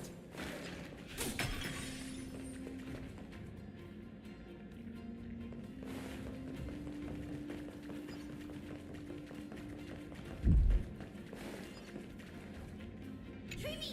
Trinan! Look what I found! Is this the safari? Coming! We'll take... but... Trian... There's nothing in here. What? It was right in the stolium. Huh? There's really nothing here. That can't be! I swear I saw it! I swear! Trian is telling the truth. It was right there. Where did it go? Trinan, Treeby, why aren't you saying anything? Trian can't seem to hear you at all. We were just lost in our thoughts. Don't worry, Trian. What you saw was likely, Yanna's hair. We must have startled it away. Okay. Could Orynyx be trying to make us falter? But why would they do that? Something feels off. Treeby, don't you think this temple is a little too quiet? What do you mean? It might just be an illusion. But Trinan wonders, is Orynyx really putting us through a trial?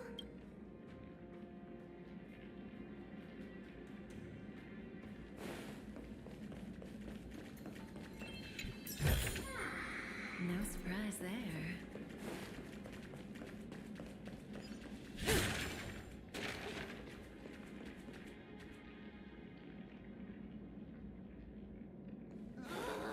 Still no luck finding any safari. I suppose we can do without it. Let's try to convince Orynyx. At least they didn't toss us out straight away.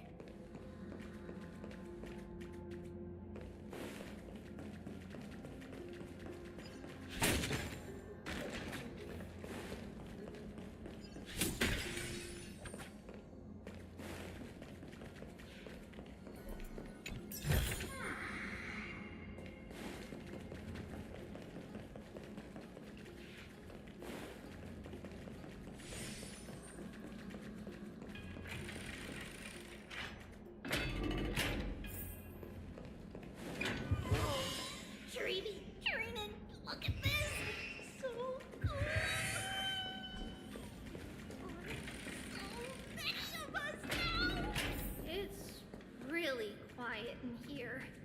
Do all Titans live in dark places like this?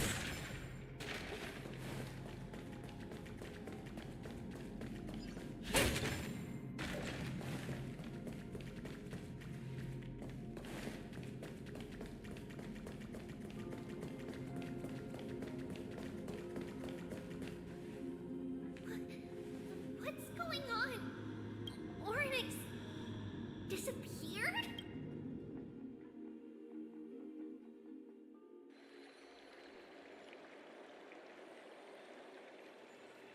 Are you saying that the black-robed swordmaster is not just tied to the Black Tide, but is also hunting for core flames everywhere? This is the most plausible possibility. First, it has a vessel that can hold core flames. Second, I'm one of its targets. Let's start with the first premise. Its peculiar ceremonial blade can interact with a core flame, as evidenced by the pull I felt when it stabbed into my chest. I hypothesize that the blade can sense, absorb, or even retain core flames. The second premise is even more explicit. When it was engaged in fierce battle with many of us and was heavily distracted, it remained consistently focused on me. Or rather, on the Titan Cersei's inside me. So it's plundering the flames. But if your argument holds up, wouldn't they be headed to Akama soon? The vortex of Genesis is full of the Titan's core flame. Not necessarily. Let's call that person the Flame Reaver for now. If my presumption holds, that person has 3 targets. The first target is me. The second target is Oryx, who hasn't yet fallen. And the third is Akama and the Vortex of Genesis, where the core flames are housed. But I suspect Akama won't be their first target. Kefali's core flame is guarded by the Council of Elders' arcane power. And Fagusa's water curtain should be able to block out any external perceptions. What about Thanatos and Aquila? Their core flames are yet to be restored. The whereabouts of Thanatos remain a mystery to all. As for Aquila, can you fly? No, I can't. Why are you asking that? Can that swordmaster fly? Good point. But what if they do grow wings? If they had wings, I wouldn't have made it out of the grove alive. That's a relief. Anyway, since the Flame Reaver has 2 targets, we need to move fast. With the distances between Akama, the grove, and these potential targets, I believe we should bolster our defenses and... Bad news, Finan. Treepy is missing. The last time the 3 of them were seen was in the Abyss of Fate. Oryx! Are you in here? No response at all. Did they foresee that we were coming and hide in the fog? Or...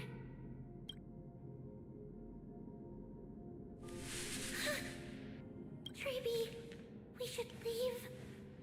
This temple has other people in it. What? Huh. Listen. Footsteps. Fast ones. 3 or 4 people coming this way. Come on. We need to hide.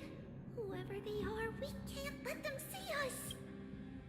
Treeby, Trinan, come check this out. What's this? Trian feels like it's...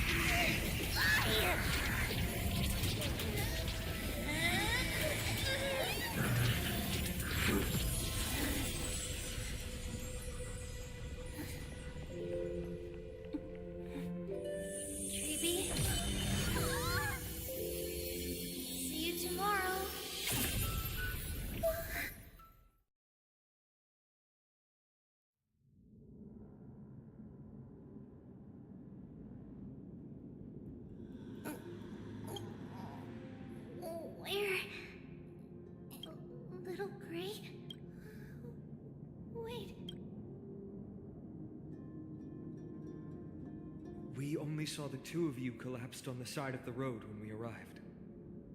Danny and I looked around, but we couldn't find any traces of Lady Trianne. What about the black-robed swordmaster? Blast it! Of course it's them. We were still too late. I fear something bad has happened to Orynyx's core flame. Then Lady Trianne... She doesn't have much divine power left. We can barely sense anything.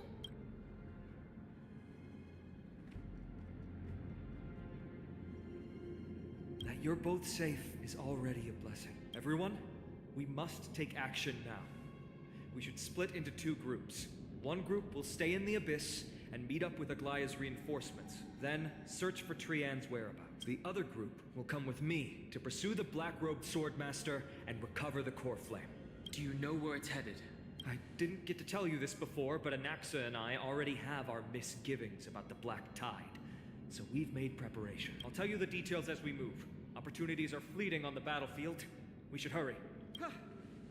Lord Finan! Lady Treby and Lady Trinan. I'm glad you're all right. Did Aglaya's people get here? Yes. Lady Aglaya already knows about the situation and sent along a message. Finan, I understand that Swordmaster is of great importance to you. But if you charge in without a plan, I fear that you won't be the only one who dies in vain. I understand. Hatred is a hero's deadliest poison. I have no intention of fighting alone. If that Swordmaster really is related to the Black Tide, the Chrysos heirs must not take them lightly. I have indeed planned to return to the Holy City and discuss the strategy with Aglaya. We'll need all the help we can get for this encirclement.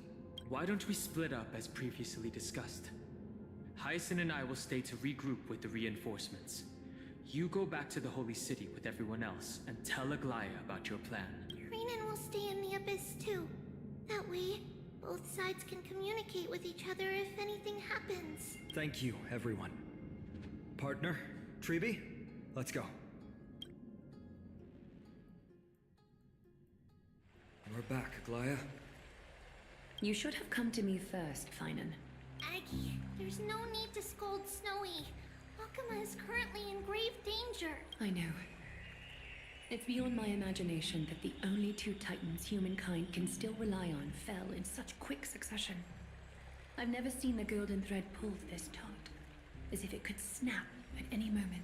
Finan, tell us your plan. Time is of the essence.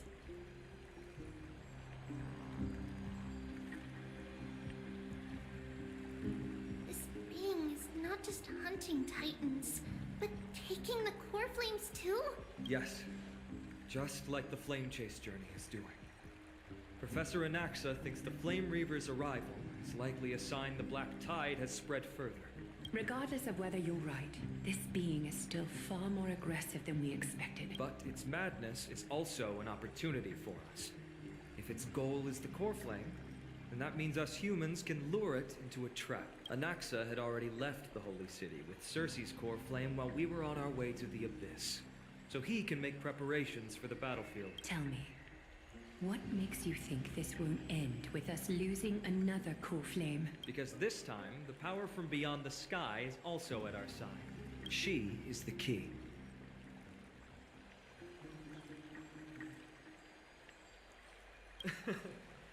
We need your other companion too. Ma'am, do you mean me? I see. Finan, that battlefield you mentioned, is it Castrum Kremnos? Yes.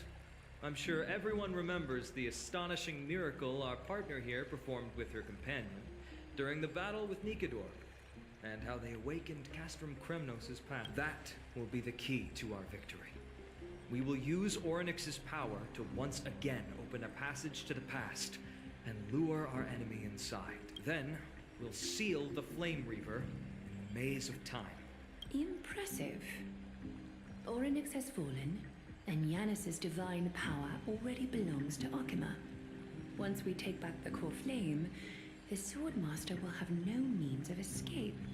It's very clever, using the element of surprise instead of brute strength. Can you do it, little one?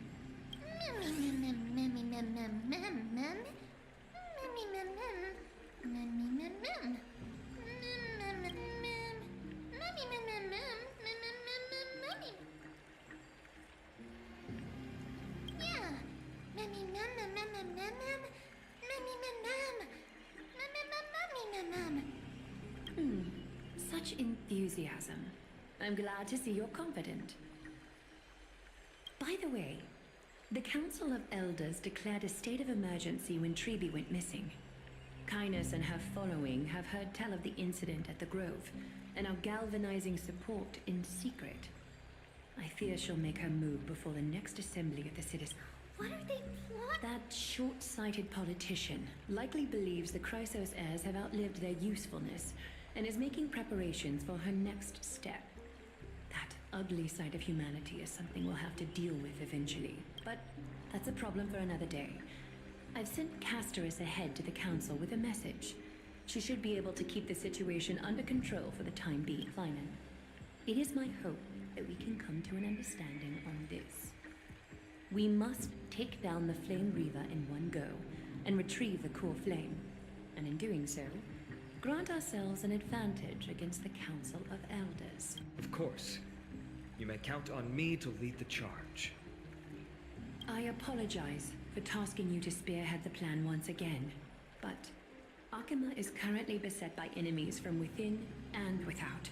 The situation brooks no delay, and we have precious little time to confer and discuss the plan with you. That being said, you are the key to our success, and I shall respect any decision you make.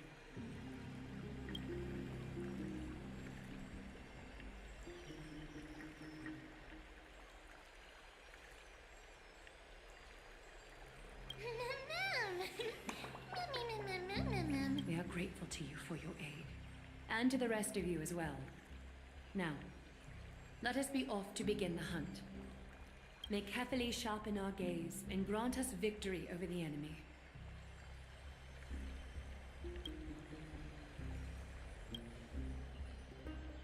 You mean Mighty? He's dealing with a different problem. Don't worry. That man would never miss out on this fight.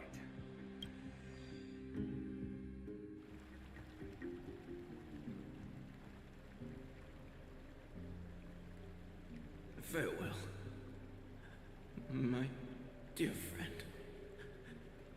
You must lead us back home. You and I, we're both the same. We feast on strife and fear.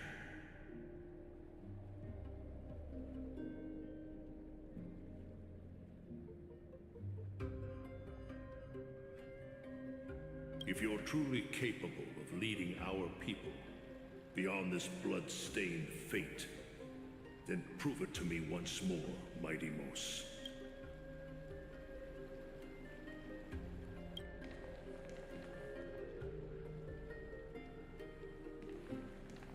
I knew you'd be here. I heard you're about to set off on an expedition. That's right. It's going to be a tough battle, and our destination turns out to be Castrum Kremnos. Is that why you're here? To pray to the dead Nikador? No, just the opposite. I'm here to tell you, you can entrust the front lines to us this time. You can't afford to lose your upcoming battle either. Have you heard the story of Geocles the Mountain Breaker? Sounds like you've spoken with Cartonas. That's the name of the legendary mountain dweller, right? Let's have a chat before we go our separate ways. Cartonas told me that back in ancient times, the mountain dwellers lived in seclusion.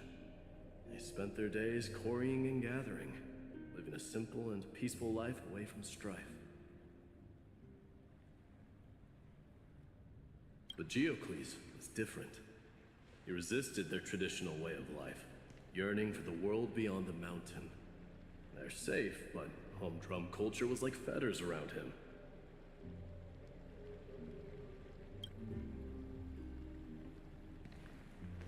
He sounds a lot like you. Yes, that is why he too faced the same dilemma as I do. One day, during one of Geocles' many ventures beyond the mountain, he spied a battalion of Ladonians stationed at the foot of the mountain. The Ladonians were at war with their arch-enemies, the Companions, and they used the mountain as a base to carry out guerrilla warfare operations. When Geocles, who had taught himself the common tongue, approached a soldier, he learned a shocking piece of news. Ladonians were planning to plant mines and explosives all over the mountain, and then lure their enemies within. With danger lurking with every step, the mountain dwellers' homes were no longer safe. Geocles quickly returned to his village to bring the news to his people. But... let me guess. They refused change and chose to put up with the situation instead. That's right. The mountain dwellers were fearful of even the smallest change to their lifestyle, let alone leaving their home. Despite the imminent war, the elders would rather negotiate for peace instead of leaving the mountains. This made Geocles both angry and sad, but he didn't give up. If you were in his shoes, what would you have done? Lead my people on a resistance, perhaps. I'm not sure. I can't think of a solution that would make everyone happy. A solution that would make everyone happy, huh? That's how naive we are. Well, let me tell you what Geocles did. He took the mountain dwellers' store of gemstones, traded them with the Ladonians for a massive amount of gunpowder. But he didn't do this to fight the Companions. Under the cover of night, he set ablaze the forest surrounding the settlement, forcing his people to flee the mountain. That great fire marks the beginning of mountain dweller history. Since then, their people became part of civilization, and giants became a common sight in the holy city. Meanwhile, that mountain they once lived in has turned into little more than foam inside the black tide. But leaving their homeland also brought many mountain dwellers misfortune. They were hunted by Kremnoans or enslaved. Indeed, that is undeniably also part of their history. But that is Geocles for you. The merits of his actions, or lack thereof, have been scrutinized by many, but historians nevertheless hail him as the Mountain Breaker. Why do you think that is? It's simply because he took action and enacted change with his own hands. He didn't try to make everyone understand him, nor did he even waste time trying to make everyone happy. He started a great fire and burned the shackles of tradition to ashes. And then forced everyone to march toward the coming of a new era. You've made up your mind, haven't you? I'll be leaving Akuma soon to fight the great darkness of this world, and to shoulder Nikador's destiny. So, listen well. If there comes a day when we meet again on the battlefield, that I stand opposed to the flame chase, remember to stab your sword into my back through my 10th thoracic vertebra. That's my weak spot, and the only way to kill me.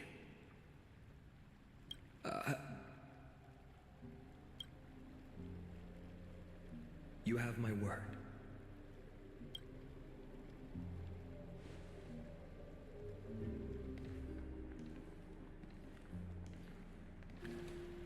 Go now. Battlefield calls. Send that flame-thieving hyena to their death. But if you find yourselves with no other recourse, pray to that blade in the sky. Loudly call out the name of the new god.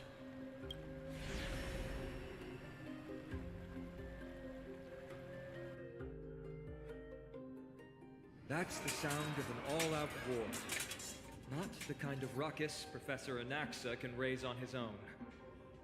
Let's hurry. The battlefield is just ahead.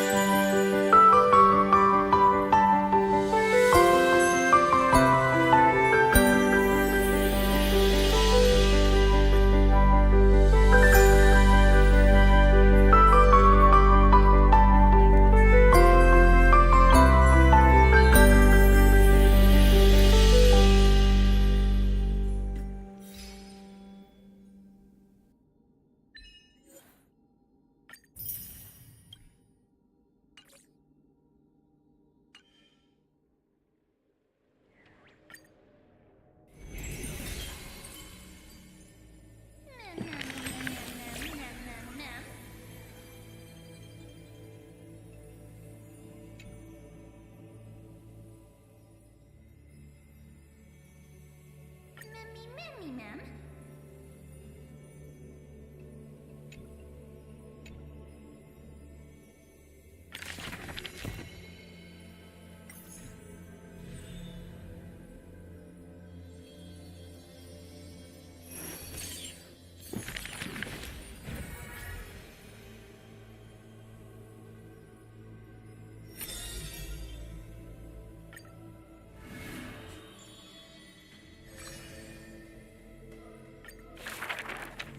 Before meeting death, the scholar already composed his own epitaph.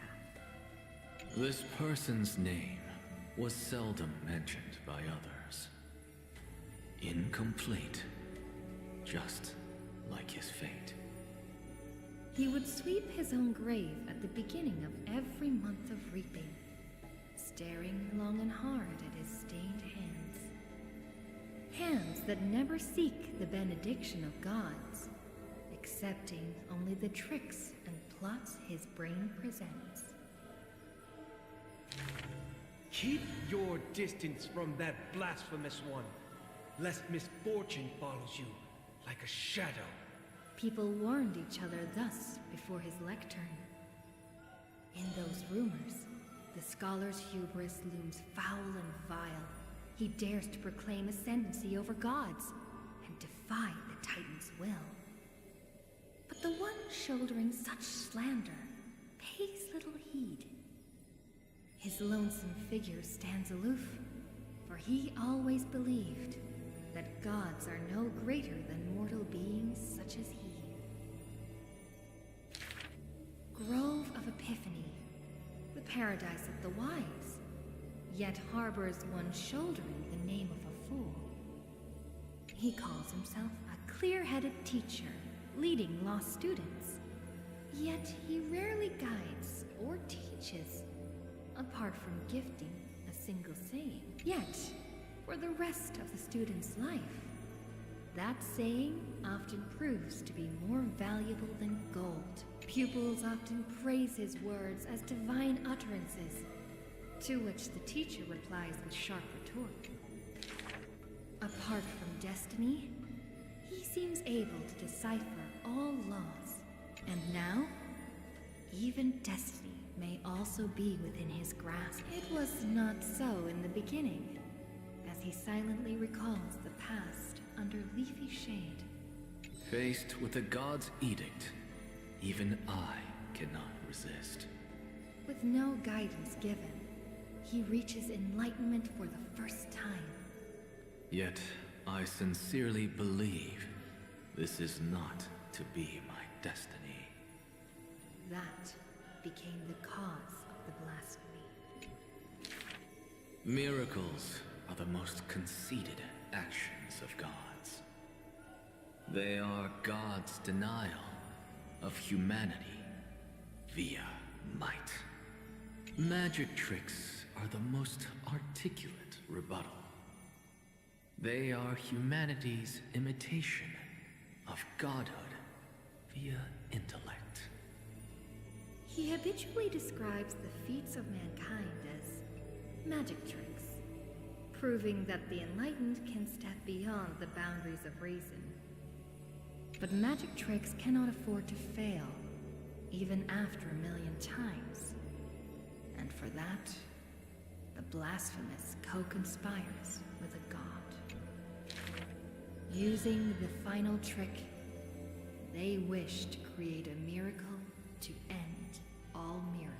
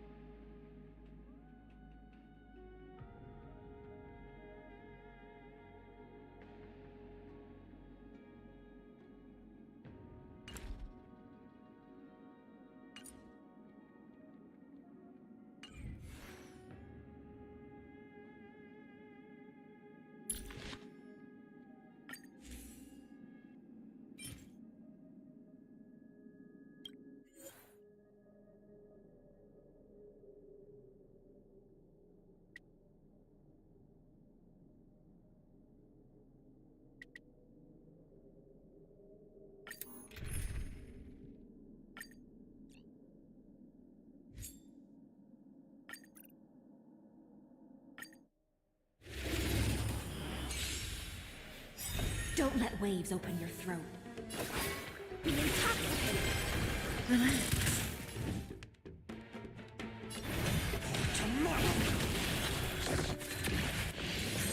I think something hit me.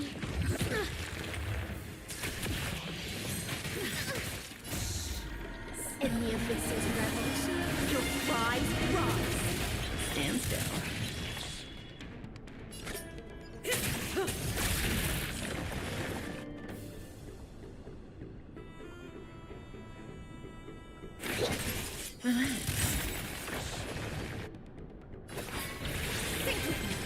Existence is of no consequence. Future could come. Offer you a requiem. Be intoxicated.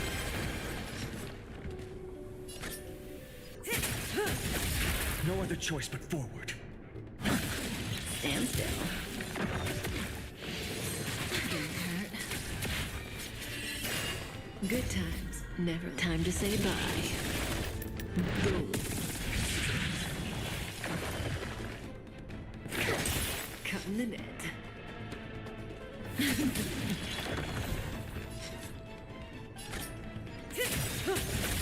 Don't let waves open your throat. Relax. Stay in the abyss's revolution. Your cries rise. Good times. Never time to say bye. Boom.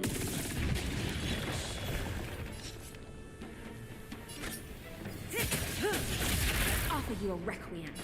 Be intoxicated. Stand still. Relax.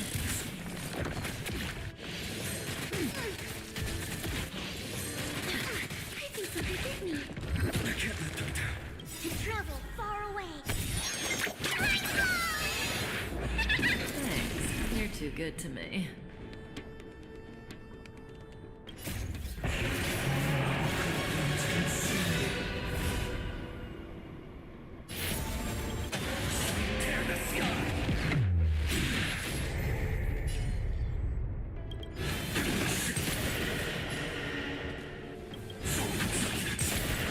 Feel the scorching hatred.